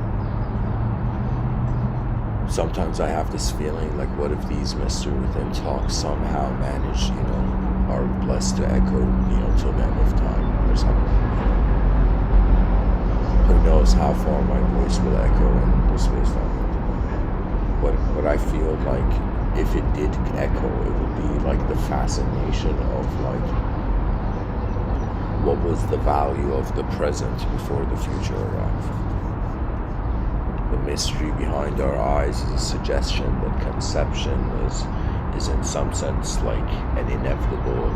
It's as if what samsara is like a film on, and it's as if the world is happening in a way where to a part of itself it is not changing. That means the moment the idea of the changeless comes, the person has to be like, wait a minute, everything in reality is defined by change. What could the changeless be? And it's the inconceivable. So all that the yogis can say are like, don't touch thoughts. Why? Because it's in the domain of the changing conception. Honesty is an abidance by the inconceivable nature. You know, it's as if rather than being, fearing our intelligence, a human being needs to, it's like the pilot needs to pilot the plane of existence.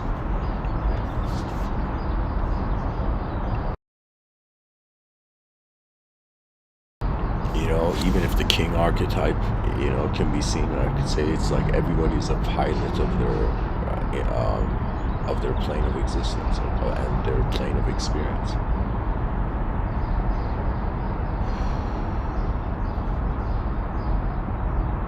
If the body doesn't move, and if subjects don't come and go, then it's as if a statue truth would be like a statue's truth. But evolving creature's truth cannot have any boundary. That means the reality is human beings may still say the sentence, I have thoughts, right? But in some sense we can never be a thought. We are the space where the thought attains meaning. It's like from an experiential source, the subjective animates with a significance.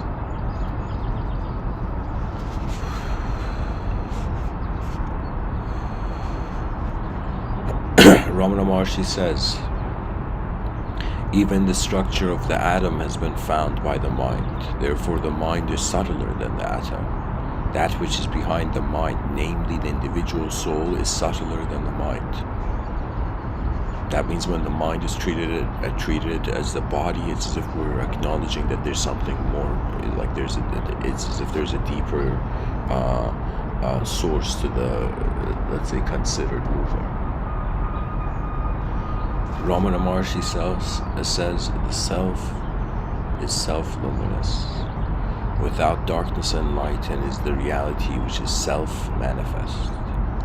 Therefore, one should not think of it as this or as that. The very thought of thinking will end in bondage. Ramana Maharshi says, society is the body, individuals are its members, its limbs. Just as the various limbs help and cooperate with one another and thus are happy, so each must unite with others in being helpful to all in thought, speech, and action. One may see the good of one's own group, the group that is immediate to him, and then proceed to others. There you go. Ramana Maharshi is giving the thumbs up for the advanced civilization. Ramana Maharshi says, for those who have obtained unobstructed knowledge of self, the world is seen merely as a bondage-causing imagination. These are incredible quotes, guys. I don't know. A part of me is like too fascinated to comment, but then a part of me is fascinated, as if to share what I see.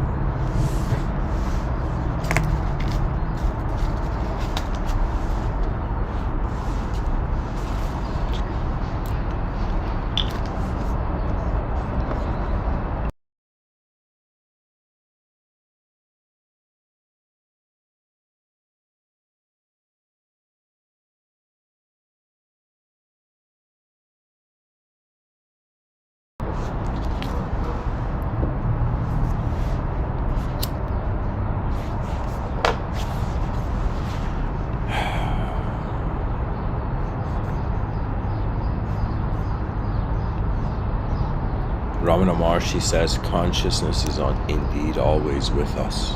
Everyone knows I am. No one can deny his own being. You know, that's true, because the act of denial has to be, like, the idea of being precedes it.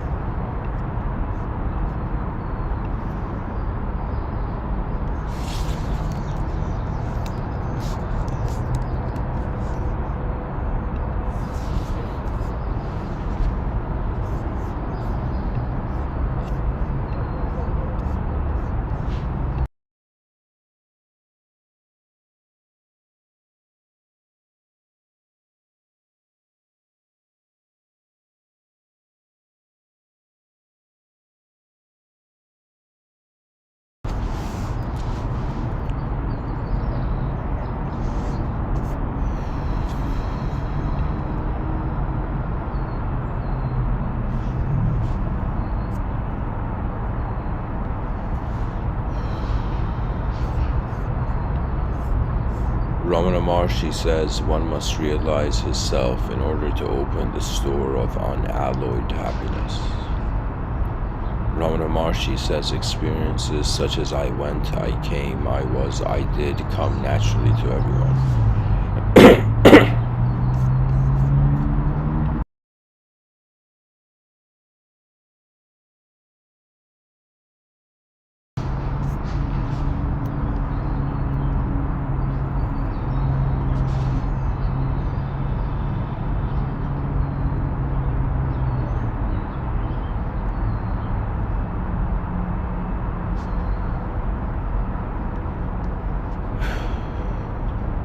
I'll read it again. Experiences such as I went, I came, I was, I did come naturally to everyone. From these experiences, does it not appear that the consciousness, I in quotations, is the subject of those various acts?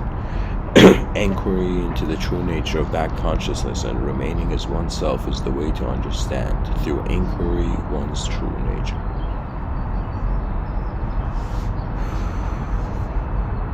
Ramana Maharshi says you need not aspire for or get any new state. Get rid of your present thoughts, that is all. Ramana Maharshi says actions yield result by the ordinance of God as he wills.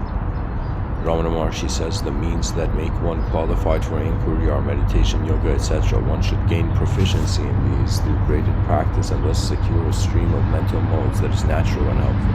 He's pretty much saying it's like when you wonder about what you are truly, you have a true curiosity to discover the most advanced state that the mind and body can be present in. You discover a state that is capable of maneuvering, of piloting both.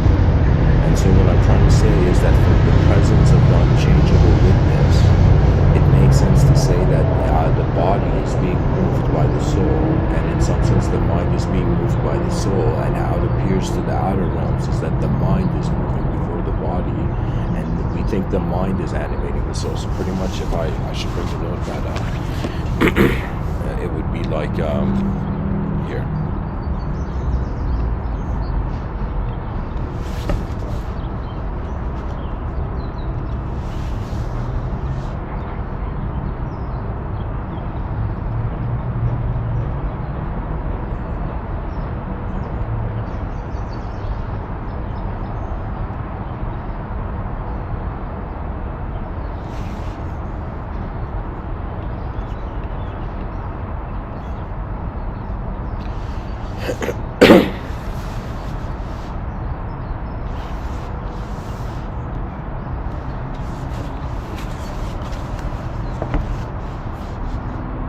It's as if we have body, mind, and soul, this inverted triangular relationship. And when it's in some sense, let's say, the mind, from the perspective of a mind, the mind is generating the soul, and the mind is generating the body. So a mental being would consider a mental origin. The nature of mental origin is as mysterious as the nature of the position of, let's say, thought or an abstract object.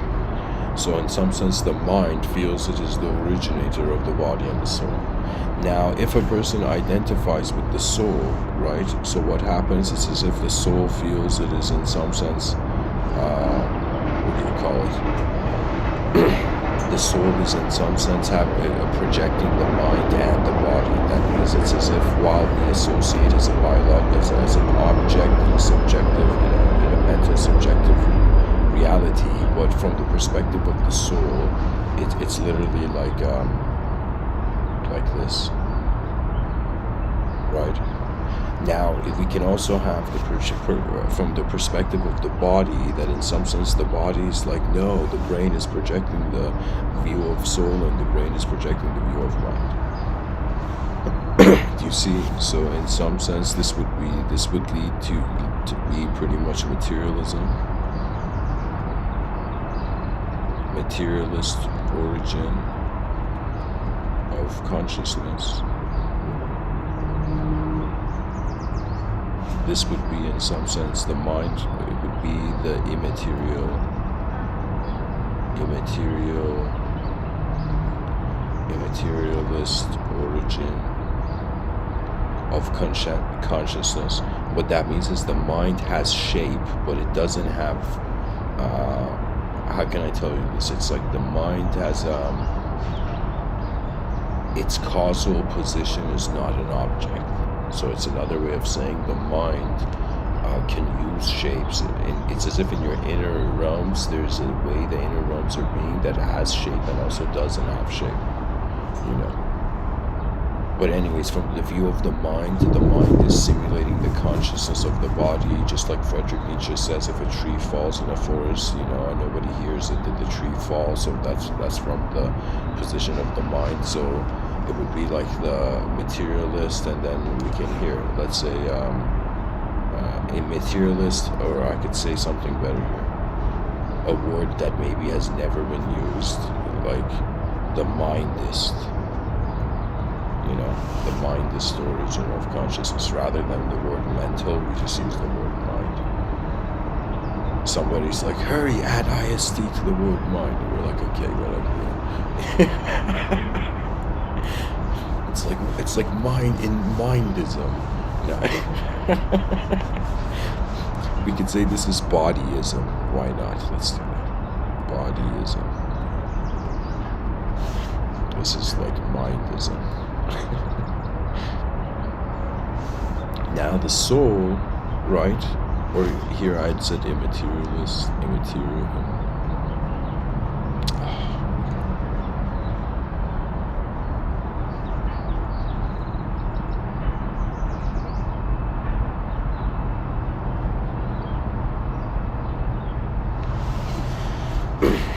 The materialist origin of consciousness, the materialistic origin of consciousness, the soul would be another way of saying the inconceivable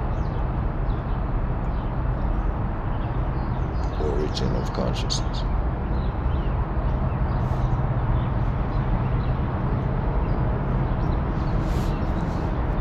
Pretty much this idea of 0-1 to infinity I was showing earlier, that's something I've designed. I call it ring of the absent heaven.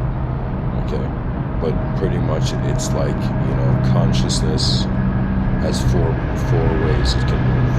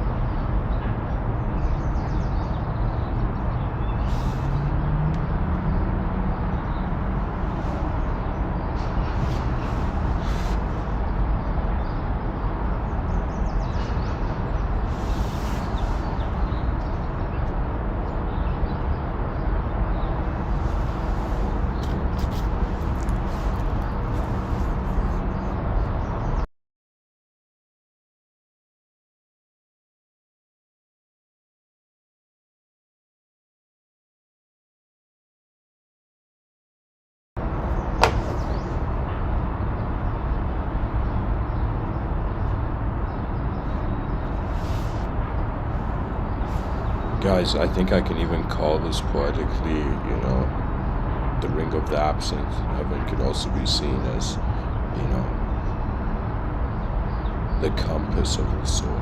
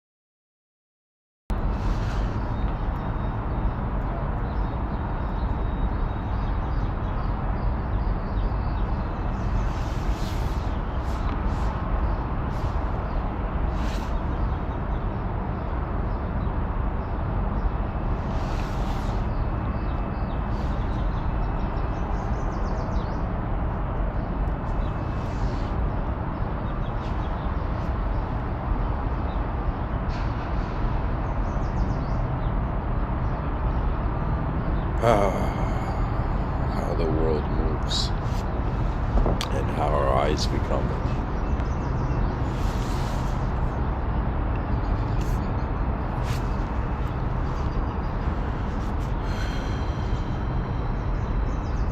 Whoever you are, wonder about the presence of your mind. It took us 4.5 billion years to be able to even notice the great questions and mysteries of life. If deep down everybody realizes we're travelers in an unknown world, and it's as if we're these travelers in an unknown world, these travelers in manifestation have a capability and ability to choose how reality occurs, right? And so it's as if it's like a pilot that suddenly realizes it can pilot its attention, right? And every person has their own style, just like in writing. They say when you write a lot, you discover your own, your inner voice, your writer's voice. It's as if a person's mind and let's say a human intelligence is a gift, and it's an unopened gift. And what I'm trying to do in these talks is tell people, discover, go wonder about your true nature, not in a way that it's making you ignorant, but in a way where you're wondering about what is the spectrum of activity for an intelligence in existence. Like that's how deep the ocean may be. Anyways, thanks for listening. I hope this episode was helpful. Much blessings and namaste.